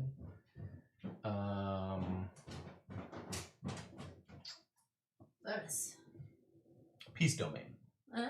Yeah. Very bond. Very bond. Very good. Emboldening Bond. It's an action. Choose a number of creatures within 30 feet, including yourself, equal to your proficiency bonus, which is great because it starts off at 2. Create a magical bond with them for 10 minutes. While any bonded creature is within 30 feet of another, the creature can roll a d4 and add that number to an attack, roll, ability check, or saving throw. Proficiency bonus times per long rest. Oh, so like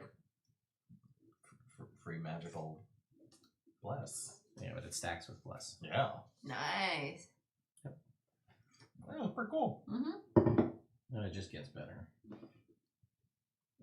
At 6th level, when they're under that,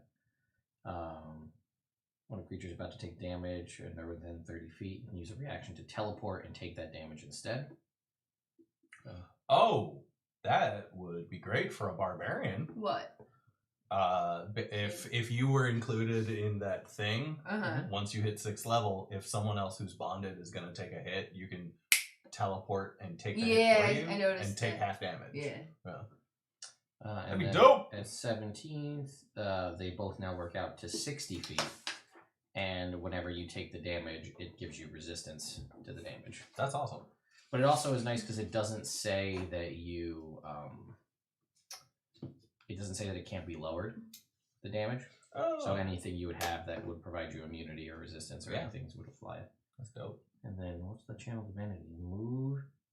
You can move up to your speed without provoking attacks of opportunity, and when you move within 5 feet of a creature during this action, you can restore 2d6 plus your wisdom modifier hit points to that creature. Cool. Yeah. Yeah, I think that'll be super cool. Alright. So we can prepare how many? We have 2 slots. We can prepare 4 spells. So we got heroism, sanctuary, bless, detect magic, guiding bolt, healing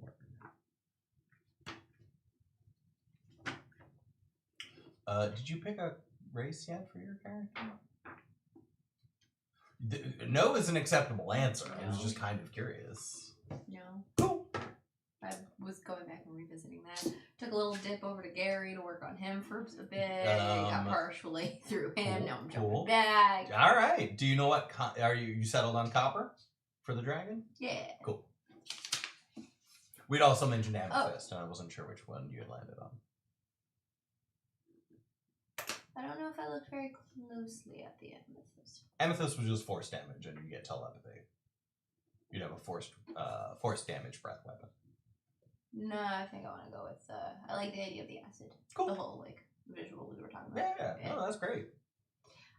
What does our dragon's hit points? Oh, What are we it going starts with? at what did I say? Your con was a 14. Yes. So it would start at 10. Yeah. What are your hit points at? Well, she's a barbarian. Right now, 15. I was gonna say it's not much. Not much better, but Yeah, it's one good roll on this side of the table difference. Yeah. Listen, they're the weakest thing in our whole party, the dragons. Yeah. Which is pretty nuts when you think about it. For now. Yeah. True. So I guess guidance. Sacred flame. Maybe. I guess I'm told the day.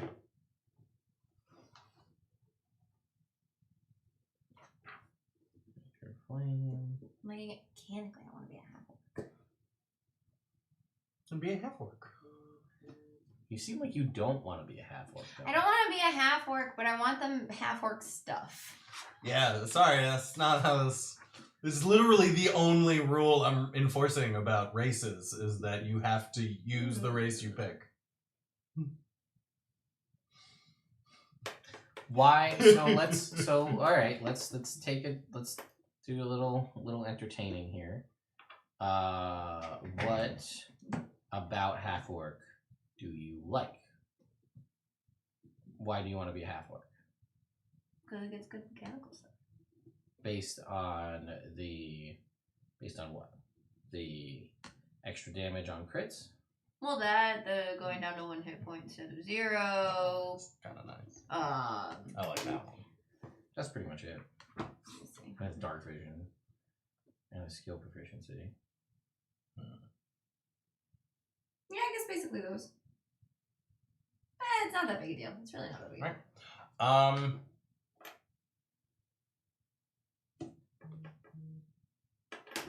I mean, so here I'll throw this one out there. It's a weird one, but there's mechanical stuff to it. So the vampire one, throw it out there. I know it's a little weird, but What listen, is it a race? it is a lineage. Okay. So cosmetically, you are whatever race you want to look like, but you shed all of the features from your existing race and become a vampire version of that. It provides you with different stats. So if you wanted to look like a tiefling or look like a minotaur, you could, but you would just use this stat block, which your ability scores become +2, +1, or +1 to 3. Okay. What's really weird is you can, this isn't the case because you'd want to be medium, but you can be medium or small. So in theory, you could shrink. Okay. Yeah. Your speed starts at 35. Okay. You have dark vision out to 60 feet. Okay. You get, depending on what your base race is, you can either keep any swimming or climbing speed that your base race had, or fly speed if they happen to have one, and any skill proficiencies they have, or throw those away and just get proficiency in 2 skills. You don't need to breathe. You have a climbing speed equal to your walking speed, which I'll remind you is 35. And when you hit 3rd level, you can walk on, like Spider-Man, on ceilings upside down and everything. And you get a vampire bite, which uses Constitution instead of Strength. Does a D4 damage, would benefit, I don't know if it benefits from rage technically, but while you have half or less hit points, you have advantage on your bite.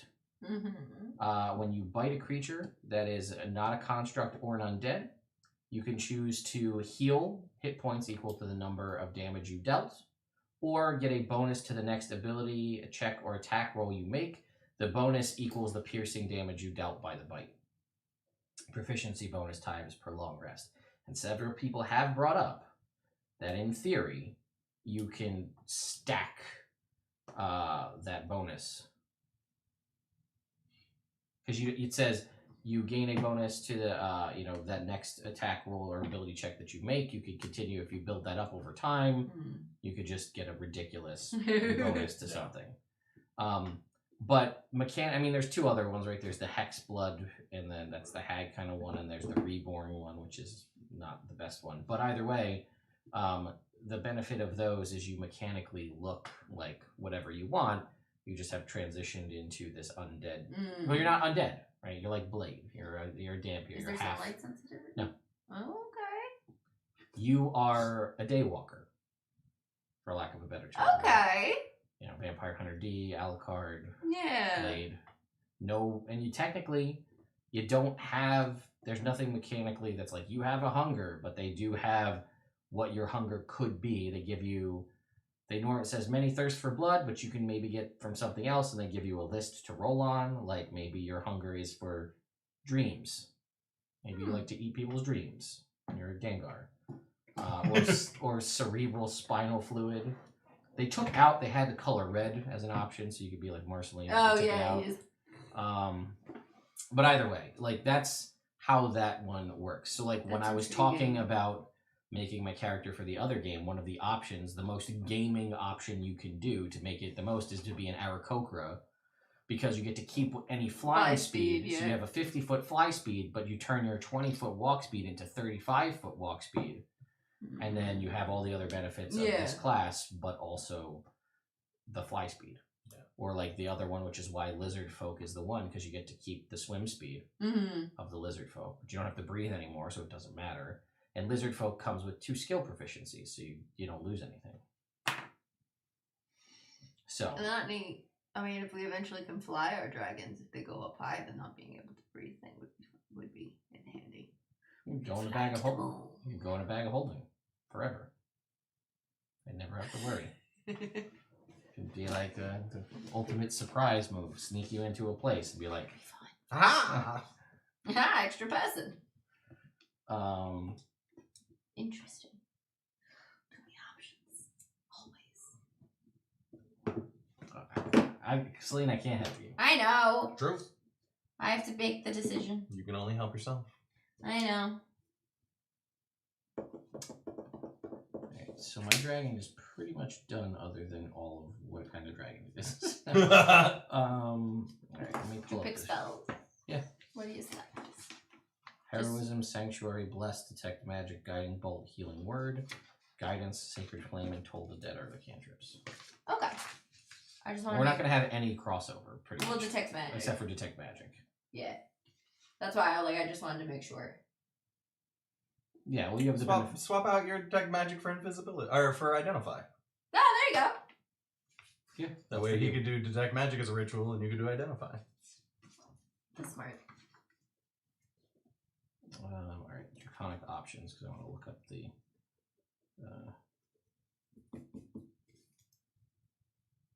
what are their like claws and stuff? Claws are starting off as a D4. Breath Weapon is starting off as 3D10. Either 15-foot cone or 30-foot line, depending on the dragon. Do they have a bite attack too, or just claws? They have a bite attack too. That'll do a D6. D6 bite. Yeah. D4 claws. Do they get plus something? Yeah, what's the attack bonus on that? It'll be strength plus strength plus proficiency. So 2. So 2 to start. So it's +2 attack bonus and then +2 to the damage? No. It's a D6 or a D4 plus 0 for the attack and damage, and 2 for the attack bonus. Alright, let's see, what do we got here for gem? Force, Radiant, Psychic, Thunder, Necrotic. And what did you say the damage was? 3d10? Yeah, 3d10. 3d10. And the DC is based off of? Constitution. I think that's what they are. Yeah, so 12. Yeah. 12. Gotcha. And you said it's either a line Yeah. or a 30-foot line or 15-foot cone to start.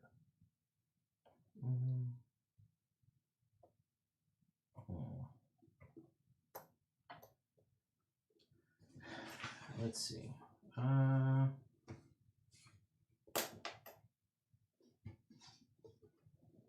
Yes, Lane?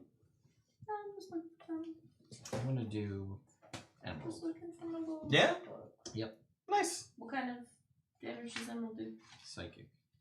Nice. I think for that, the cone makes more sense, but you can make whatever decision. Well, it's the cone per the stats anyway, so that's probably what I would have just stuck with. 15-foot cone. Sweet. 15-foot cone. All right, and then it's got. All right, let's go down its stats here. Oh, what it gets the proficiencies from being a cleric, right? The Yeah. saving throws. Yep. Oh. Does that make sense for a dragon? Intelligence and wisdom versus intelligence and wisdom, which is what we both have. Yeah. Oh no, mine's wisdom and charisma. Sorry.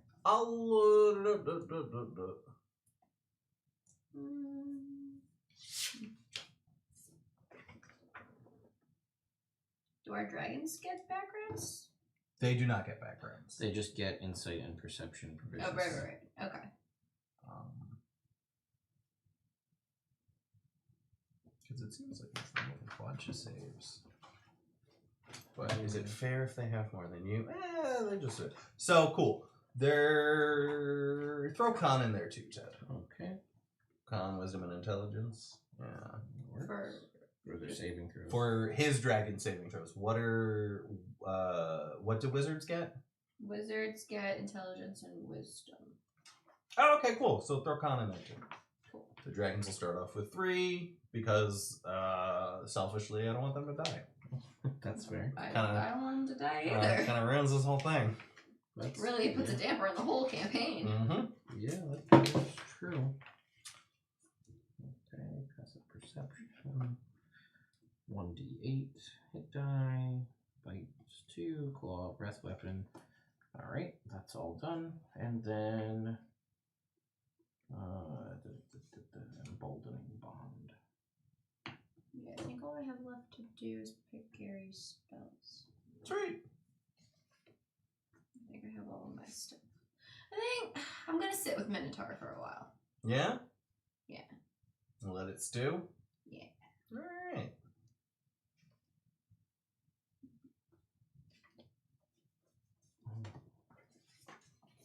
Wizard sleep. Alright. Right now, I have Chromatic Orb, Featherfall, Find Familiar, Identify, and Message for my 1 cantrip thus far. 2 more cantrips. Yeah. I'll just throw it out there, depending, I don't know how, the Chromatic Orb is useful, but you also have a breath weapon, too. Although it just changed the damage type, so that's... That's true. I was also just thinking, like, visually. That's fine. Raging, Yeah. hurling. You can't cast spells. Can't while you're cast raging. spells while you're raging. Oh, you're right. I know. So. Forgot about the little tidbit. Yeah. Though that's why I specified that they could still do the breath weapon. Well, also because I'm thinking for my guy casting things. My guy doesn't have a breath weapon. It's true. So, Yeah. So how does the telepathy? It gets telepathy. Yeah. Whatever the telepathy is on that, I think it's like 30 feet. Yeah, you telepathically speak to any creature within 30 feet, but it doesn't get to respond. That doesn't make sense. They can respond. Okay, great. Bonded It's gets fucking gem dragon. 4. And also, like, you're losing out on a secondary breath weapon ability, so like, I feel like them being able to respond isn't broken. That's fair. Let's check. Are there any spells in other books that I should look at? There's a bunch of spells in There's other a books that you bunch. can look at. Yeah, there's a lot. Okay. Like at least 2 books or more worth.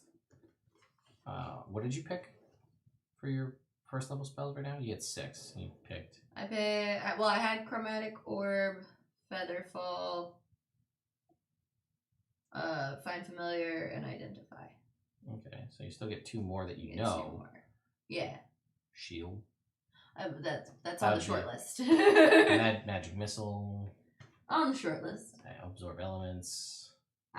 We don't get absorb elements. It's not on It's there. not in it that didn't book. come out in that book yet. Oh! Yeah, Absorb Elements is in a different book.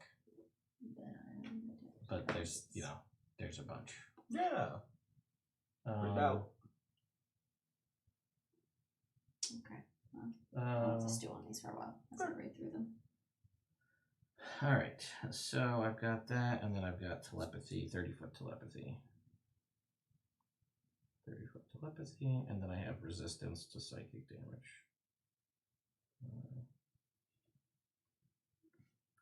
Which is, What does jump do again? It doubles your movement. Triples your Triples your jump movement. He Still- can fly. Yeah.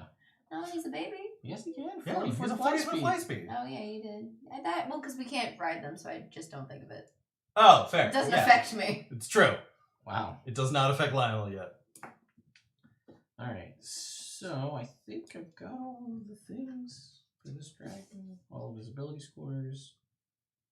Yeah, his saving throws, skills, bite, claw, breath weapon that does psychic damage.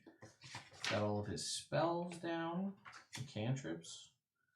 30-foot telepathy, resistance to psychic damage. Looks like he's all good to go. Sweet. What's he like? What do I got? That's not important yet. I mean, it is for me. I gotta play him. Yeah, well, I get a week. Okay. That's What were your cantrips? Guidance, Sacred Flame, and Toll the Dead. I don't have a lot of good options as a cleric. Yeah. What are you looking at for cantrips? Like Message so that I can talk to my dragon. sweet. Mage hand right now. Just That's dope. Mage hand's always good. Yeah. Mm-hmm. And also and then one that's an attacking one in case I run out of it. But like a dragon can do so many other things. Cool. Well, yeah, I mean, But it's always good to have in the back It's pocket. always good to have in the back. yeah, I don't think I'm gonna give my dragon So maybe favorite Firebolt. enemy or natural explorer. Fair. So I'm gonna skip out on those. Fair. Or maybe prestidigitation. Maybe I'll just go into it. So my options would be I think especially low level, it would probably be beneficial to have at least one attacking cantrip. How's Ray of Frost? Ray Frost is dope. I like it. It's a D8, and then the secondary effect is their speed's slower. cut by 10 feet. Yeah, their speed is cut by 10. Maybe Ray of Frost. Ray Frost I like. If you choose that tiefling, Maybe double Ray Frost. Yes. Firebolt. That's 20-foot reduction. Yeah, Firebolt so does more damage, but no secondary effect. Right. longer range. Longer range. Chill touch. Terribly named. Terribly named. Great spell. Lich slap. Lich Slap. Much better. So then I guess at second level I can choose to give it an animal companion, share our spellcasting pool, or give it a fighting style. Yeah. Oh. Interesting. Give it a fighting style and then take the druid fighting style so it gets 2 druid cantrips. That would work. It's an option. It is an option. Cool. Yeah. So for folks who were playing along or hanging out, so I finished my character for the most part. Does he have a name yet? Oh, of course not, Sean.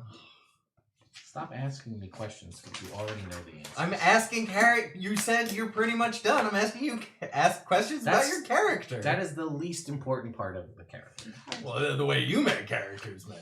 Yeah, I was gonna say, agree to disagree. Yeah. Listen, at least I know what my race is, Celine. You are a half elf. think I know what my You gotta narrow it down to 4. No, I'm in there. I'm sitting on the 1 for a while. Okay, cool. Cool. I got 2 weeks. Cool, you do. Yeah. So I'm all set as a ranger that uses a longbow and dual scimitars. Why not? 'Cause why Are you not? gonna go? Do you know if you're gonna go bow fighting style or a different fighting style? I guess you could see what fights seem like at level 1 and go from there. Yeah, well, I mean, it also depends on, like, I know... I'm leaning towards bow just because it's good. Yeah, that's fair. But, the other ones I don't think... I don't know. I'm trying to think of what the fighting styles are. Because they added those new ones. So your options are the druid one, where you get two druid cantrips. which I don't think I would take for me. Yeah. There's blind sight up to 10 feet, which isn't bad. That's not bad. Oh, does the dragons have dark vision? Yeah, that would make sense. Okay. Dark vision 60. Okay. Could you imagine if after all the griping I did about Dragonborn not getting it, I was Yeah. like, no! They need lights! Yeah, I mean, that would be shitty, but that's Yeah. what it is. Good thing it didn't happen. Yeah, I guess I could do... thrown weapons aren't as good. Just a bow is better. Yeah. Draw a weapon that has the thrown property as part of the attack you make with the weapon, and when you hit, it gets a +2 bonus to damage. Yeah. So based on that, I mean, the other two weapon fighting, never done it, but it's because it's not great. Yeah, I think... I have my animal companion as a bonus action. That's Yeah. way better. Fuck that. Yeah. I'll just be doing bow, I guess, based on that. Fair. So That works. yeah, it's just the best option at the moment. Cool. That's awesome. Alright. What yeah, was we my don't. weapon? We didn't get that yet. Yeah, we didn't... Oh, was that something I'm not going to start with? No. You didn't decide. What kind of weapon you were using? Yeah. Because I threw out the Oh, extra... because you threw out the pole arm Yeah. as opposed to doing a. Oh, so, yeah, Or- Selena and I had talked about this earlier. Yeah. And she had an idea that I thought was super dope because she wanted to have horns. So the idea, she was basically like, okay, so I like take a war pick, right? And then just like flip it so it looks like horns instead of like a crow's beak. And can I do that? And I was like, yeah, that sounds dope. It'll be like a cool, Big heavy sword. piercing weapon. So like my idea was take a war pick, how it usually has like the weight on the one end and then like the crow's beak on the other. Make them both crow's beaks, flip them up. So they look more like horns. So they would look more like horns, and then kind of really thick at the base, and then curve up into spikes. So it is both a bludgeoning weapon because the base of the horns are really thick and heavy, but you can also stab and pierce with it. Straight on. So yeah, it basically like that is the design that you have chosen. Do you want it to be a one-handed weapon so you could do a D8? Do you want it to be a two-handed weapon and do 2d6, or would you like it to be a pole arm? So it does a D10 and has 10-foot reach. Oh, you did the pole arm. That's an interesting concept. All right, cool. Yeah. Yeah. So yeah, give yourself. I mean, I guess call it whatever you want to call it. But yeah, it'll give you reach. It'll do a D10. Yeah, it's a cool idea. Yeah, I'll have to play around with names. Just hitting the randomize button and I'm getting nothing but garbage. Yeah, that's fair. They're all like super ridiculously long. Oh, and did you want? Are you gonna come up with the long form of Gary, or do you want me to come up with the long form of Gary? I can come up with a long form of Gary if you'd like. All right. I'm not fine with that. All right. Just bring it on me. Cool. When you meet him, When I that'll be the meet him. first time you Yeah. hear his name. These Got it. names are so Cool. good. They're so bad. They're just like there's an option to randomize the name based on it pulls from the fantasy name generator website based on the, Okay. Oh, for your character? yeah, based on what you put as your race in D&D Beyond, so you can just like have it randomly Yeah. pull from it, and they're just like I don't feel like it. Those are just bad. All right, so My attack bonus would be what? Your proficiency bonus plus your strength modifier. God, Venzix. Venzikfafafa? Venzipha. Venxipha. Venzifa, I would say. Ah, that's just gross. It's just gross and stupid, yeah.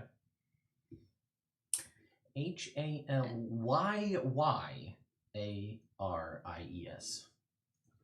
Two Y's next to each other. Yes. It's just like what is even this website? Roger the Ranger. Boom. Yeah, right.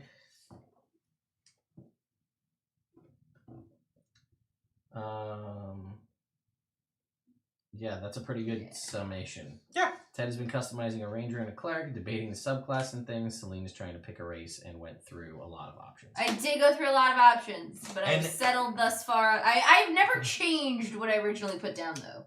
That's I've true. contemplated a lot of things. Fair enough. Actually, while you got it over there, can you pass me Eberron? I want to check something real quick. Celine. Talking to you. The Eberron book.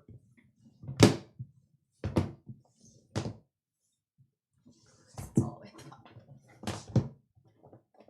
And the Theros book, which is now on the. I'm kidding about that second one, but I thought it'd be funny because it is now. Not all the way on the bottom. I don't want it. Take it away. You asked for it. It's So, stupid and I hate it. Take it I away. am going to be a half-elf ranger. I chose my favorite enemy as humanoids. I'm using my homebrew fix of the ranger, which really at level 1 isn't too much different other than the way favorite enemy and natural explorer works. Things will start to change once I hit 2nd level. Currently wielding dual scimitars and a longbow. Realistically, probably just a longbow. The dual scimitars are garbage because 2-weapon fighting is kind of bad. And then my dragon companion, which is an emerald dragon companion, is a cleric. It is a peace domain cleric. So he has a breath weapon that's a 15-foot cone that does 3d10 psychic damage. He has the 30-foot telepathy. He's resistant to psychic damage. He is tiny sized, and his spells are Guidance, Sacred Flame, Toll the Dead, and then Heroism, Sanctuary, Bless, Detect Magic, Guiding Bolt, and Healing Word. And I have to look up the rules for spell points because we are using spell points as opposed to spell slots. So he will have access to those. And then once I hit 2nd level, I'll get my ranger stuff, but then I can share one of my ranger features with my dragon. And you're sharing rage, I assume. Gotcha. Probably the best one to share. Yeah. Yeah. It's reckless attack, I guess, at level 2. Oh yeah, you could do reckless or attack. danger sense. Yeah. Advantage Those on would dex saves. All check out, but not be as cool as rage. Yeah. No, it's true. That's true. That is very true. Yeah. So we'll see how it is having a psychic damage breath weapon, but I don't know. It smells so bad it hurts their brains. Well, and immediately, it came about almost immediately because when I decided that my background was investigator, and then I was thinking about psych, and I said, that's going to have psychic damage. Heck yeah. And I may or may not. It's a really light emerald, so Yeah. like the color green on the sign. Yeah. Yep. Also has an affinity for pineapples. Yeah. Loves Pineapple Dragon. And I haven't decided, but I've pretty much now decided that I'm working it out in my head. But I'm pretty sure, even though it's the one that has telepathy and psychic powers, that my character is basically Sean Spencer and my dragon is Gus. So that is now my... Okay. Ted! I mean, I've heard it both ways. I'll have to rewatch all. That gives me an excuse to rewatch all of Psych. There you go. So, Fair. Based on so I'm gonna throw out 2 options there for race because I think they work with the character you've described. Okay. They're both humans. I know. I'm throwing a monkey wrench in. there. Wowee. Mark of hospitality because you said he's a big chubby helpful guy. Whenever you make, if you wanted to have brewer's tool or cook tools, you get an extra D4 whenever you tried to cook something or make something. An extra D4 to any persuasion checks, prestidigitation, and once a day you can cast purify food and drink and unseen servant. So our food's good and I don't have to get up. And then the other one mechanically is kind of how you described him, like that big kind of warm protector, the mark of the sentinel human. I was looking at that one. Shield once a day. You can swap places with someone and take the damage for them. An extra D4 on perception and insight checks. It's pretty dope. I did look at that one prior, and it was calling to me. Maybe I'm just a human. Maybe I'm just a plain old human. The way you described the character, I think that works with him. More than the other ones. No, not even more. Just I think that would also be cool. I know that it's not helping throwing more options at you, but yeah. I mean, I also think Minotaur is great. I also love the aesthetics of Tiefling. But the downside of tiefling is like you get spells. Yeah, no, I don't really want to be a tiefling. Yeah. Aesthetically, again, love the idea of a fat tiefling, but mechanically, it's not super great for you. Yeah. Stay a while and listen. I was gonna say the mark of Sentinel. Now that you brought it back up, because I looked through these before. I think I might be leaning towards it. It's cool. It's a good like protector race. Or yeah. Good like protector race. Yeah. So I get the human stuff. It's basically you keep your stats where they are, and you get that stuff instead of the Minotaur stuff. Yeah, you don't get anything else from Yeah. like you don't get the feats or anything. You get that instead of like the human feat. But you get what it says. what about like skills? And... Nope. Humans don't. Yeah, You just get that. whatever it says right there. It's a substitution, so you get that instead of the human stuff. And humans don't get used. I mean, yeah. Variant human gets one skill. Yeah. And the feat. So I would lose Intimidation. and Yeah, what was this stuff for spell points? yeah. So I would lose. One of the other reasons Foreign I really stuff, like which is Mark of the fine. Sentinel. And I would lose intimidation, which is honestly fine. I like Mark of the Sentinel for tanks because it's one of the few races where like you can, no matter what class you pick, sacrifice your HP for other people's. Like it just makes the tank more of a reasonable thing. Yeah, it's definitely not bad. It has some good options there. It's just not everybody's a huge fan of the mark things from Eberron. Although it is technically from a dragon mark, so it kind of It's thematic. It's thematic. Yeah, why is it under magic in your world? Is that how spell points are done? Oh, I think it was like 288. I think that was the page it was on because I was looking it up. That doesn't That's help fine if it with was D&D. intimidation, because I don't feel like my guy is a particularly intimidating bro. Yeah, he didn't seem like it.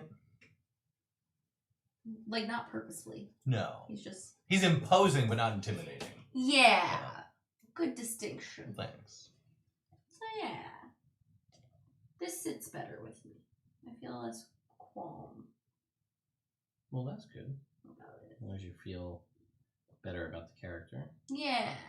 It fits more. It does. So we talked about trinkets. There was a lot of people in the chat that were interested about how that goes. Oh, why don't we Do you want to do that? why don't we do that right now? It's 12:30. You guys are mostly done, so I feel like at this point we can do some trinkets and wrap it up, and hopefully you guys will be back in 2 weeks when we start playing this game. Yeah. Either that or Jake's back. And this was And then this was just a fun day of making characters. yeah. So we get that from that. You know what? If Jake's back in 2 weeks, we're doing a one shot. All right, fair enough. So- We put in the work. We're doing a goddamn one shot. Let's carry. Not carry. I get a free shield.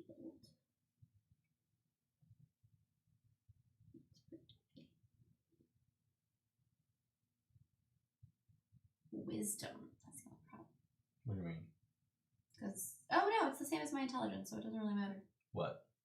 For the Marcus Sentinel, Guardian Shield, you can cast Shield spell once with the straight, but Okay. Wisdom is your spell casting. Spell. Oh, it does matter for Shield, doesn't That's it? actually something I was going to bring up to you, because I've noticed, like, it'll say things like that, like, wisdom is your spellcasting modifier for this shield, but, like, your spellcasting modifier, like, it never comes up. Like, is there something I'm not thinking of where that actually matters? Not that I can think of. So, I'm wondering if they're putting that in to just be like, I don't know, this might matter at some point. NS, Ted can see the chat when he looks over at I it. can. Yes. Four spell points at level 1. Yes. 4 spell. Yes. In theory. So you can cast 2 spells, or your breath weapon twice. Wow, that's right. This comes out Yeah. the same thing. The reason I did that to, I guess, kind of make a little more sense, is because if it was on a recharge or a 5 or 6, that's so broken at level 1. Yeah. And if I make it like a short rest or proficiency bonus times per day, I also feel like that's too few. I like functionally right now you can only do it 2, so it's working as proficiency bonus times per day. But I also thought it made sense with the kind of theme and like the inspirations and all this stuff that the breath weapon is part of their magical ability. It is part of their reservoir of innate magics, and you have to expend some of that to get to that breath weapon. And also, I think it's still the best damaging first level spell in the game. Oh, I yeah. think. But potentially. Tied with inflict wounds, but inflict wounds is single fighter. Exactly. So like, yeah, it's not compared to other dragons, it is pretty bad, but compared to other spellcasters, it's pretty dope. So that's why I landed on where I did. And who knows? Maybe when we get higher spell levels, you can make an argument for more spell points for more damage dice. Yeah. Yeah. I mean, I don't see why not. yeah. So basically, yeah, we can cast 2 spells or 2 breath weapons. We have 4 spell points, which it takes 2 to cast. So that makes sense. Okay. And as to answer your question, the breath weapons are using spell points, but they're not technically spells, so they can't be counterspelled. They can be used in a rage. If your dragon was going to be a sorcerer, you couldn't use sorcery points on your breath weapon. So yeah. All right. Well, I'm gonna roll for my trinket. Sweet. Does spells of the mark influence? No, basically Yeah. what that section is, and something else that I really like about the mark of the dragon mark ones, is basically if you're a spellcaster, those are automatically added to your spell list. So if you were to, Even let's say, if I'm a wild magic barbarian, because that's not a spellcaster. It's not a spellcaster. Well, yes, as a wild magic barbarian, you could use your spell slots to cast those spells. Which you don't have. You don't have spell slots, so it's a moot point. Yeah. If you were a multi-class, let's say in a paladin or something like that, and got spell slots, you could automatically add those.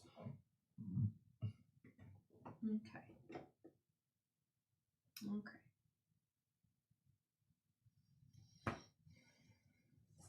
You need to roll, Celine, a D. Yes, what do I need to 74. Oh, what'd you get, Ted? I am going 74 for barbarian? 74 for barbarian, yeah. I have a water skin that turns anything inside it into fresh, clean water.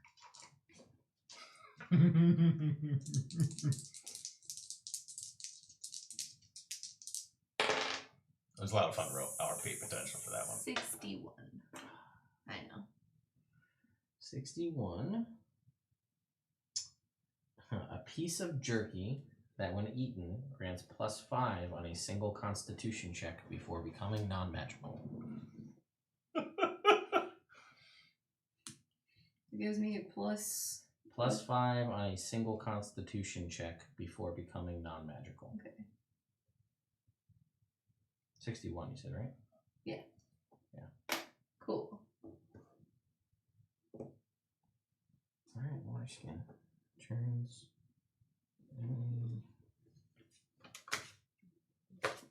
dragon. Fresh. Clean. Water. So again, for those of you asking... Hi. Good evening, Sean's tummy. Didn't say anything back.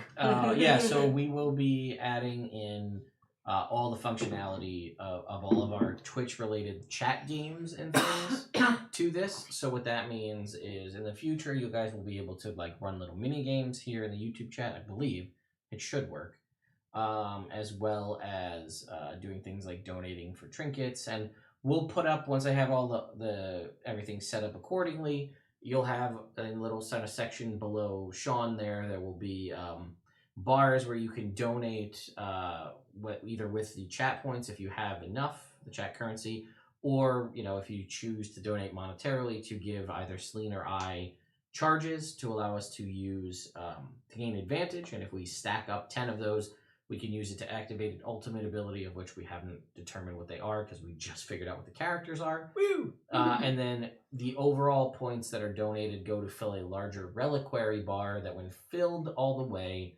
causes something either good, bad, or weird to happen. We roll on some tables and we find out. It has been everything from magic items showing up to... I'm trying to think of any other bad ones. Do we have any other bad ones?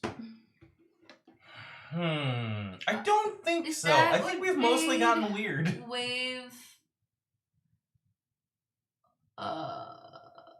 Fallen, like it was like the sleep spell or something like that. That's why we had the unicorn come up and save him. No, he got infected by a Yeah. Oh, that was a different thing. yeah, he got infected by a snake that bit him. I thought he also didn't we have to have someone kiss him to wake him up like one of them? Oh, It was like a yeah, sleeping yeah, one? yeah. That was one of the ones I made up. Yeah. Pat's Yeah. character dies. He will only be woken up if you can convince an NPC to kiss him. Yeah. I think we got that one, and we were in the middle of something kind of important, so we were like, all right, we kissed Pat. Can we go?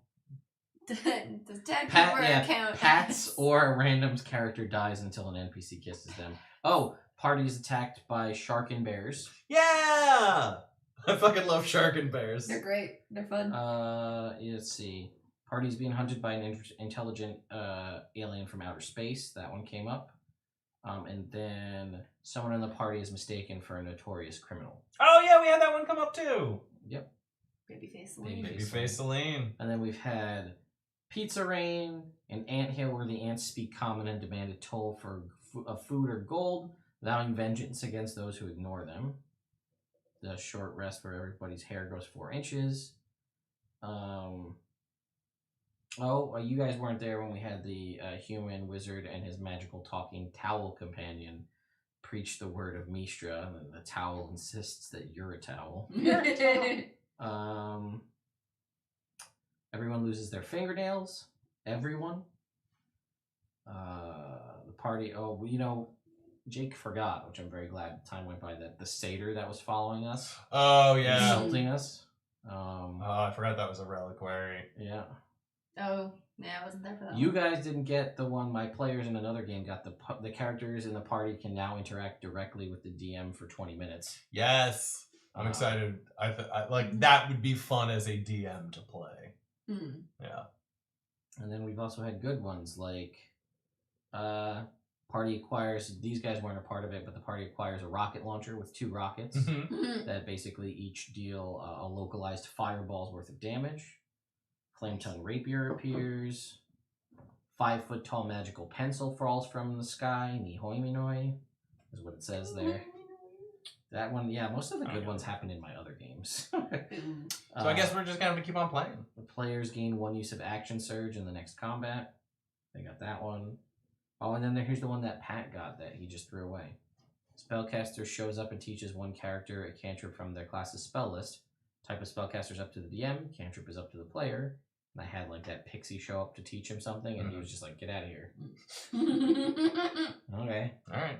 And then, you guys didn't get this. I don't think you guys get this either. The party is blessed by Kaj, +4 to the party's stat of choice for the next session. Ha! Yeah, so. That's fun. Yeah. Those were all. So that is all of kind of those things that I mentioned there are reliquary. So that's sort of the DM balance, because if you can donate to the players to allow them to get advantage or unlock an ultimate ability, the reliquary that fills up from each donation is sort of the great equalizer that when it fills up, that triggers and we roll randomly and determine something, and then it resets at 0, and then you can go on from there. And they do, more often than not, I would say, make for very memorable things. Twists. Yes. Yeah. I would say so. I agree. Cool. Thinking about ultimates, I feel like for this, if we ever get there, just tell me what you want to do and you can probably do it. Fair enough. If it makes sense that your characters could do it in story, then like sure. Mm-hmm. Yeah, there were some talks about ultimate breath weapons and Yeah, that's a great idea. I was like that was an idea I toyed around with, of just like, oh, you do a breath weapon and it does max damage, and it's bigger, you know. Like that's an option too. Yeah. so the way it typically works under a normal circumstance is what we'll do is we usually have the player determine we pick like an option of like offense, defense, or like a self buff of some kind, and we let each member pick which one they want, and then the DM of the respective game comes up with what that ability is, and it varies based on whether they're doing an attacking thing or a damaging thing or so on. So for example, in our evil game, Morgs is a damage one, so he makes an attack. His weapon has thrown, property returns, but basically he makes an attack and it's an automatic critical hit and the damage dice explode. That's his. Whereas, my character, he summons a big, area around him that's filled with psychic screams, and enemies have disadvantage on saving throws on the spells he casts, and then there's something else. They take some psychic damage. We've had a variety of different things. One of them in in one of my other games, Rick can curl up into a ball and bounce around like Sonic the Hedgehog, damaging people. Whereas Oz gets a benefit that lets him like survive more and deal more damage. Ow. Ember or Wildfire gets to give everybody basically flight. There's a bunch of different stuff. Yeah, that's cool. Yeah. All right. All right. I think this is a good time to wrap it up. Yeah. Thanks everyone for coming out and chatting with us while we tried to figure out this silly temporary game. One more time, I just wanted to shout out the writers of the Knights of the Shadow Realm, available on DriveThruRPG. David Barentine and Zach Goins. Thank you guys. Yeah, a lot of great stuff in there that I'm not going to be able to use, which I'm kind of bummed about. Yeah, so we will see you guys in 2 weeks' time. Just a reminder that we're off next week as I'm going to be out on vacation, but don't worry, there'll still be plenty of YouTube content available. And again, we'll have updated overlays and chat stuff and all that figured out by the time we come back in 2 weeks' time, where we'll start with session 1, and hopefully Celine and I will have everything finalized for our characters. So, if nothing else, I have my character names. The Scalebound. Yeah, the Scale. Episode 1 Yeah. of the Scalebound. Scalebound. Scale space bound, so we don't run into SEO issues. That's the name of this game. Sweet. Yes. So, thank you, everyone, for coming out, and we'll see you See you next in 2 time. weeks.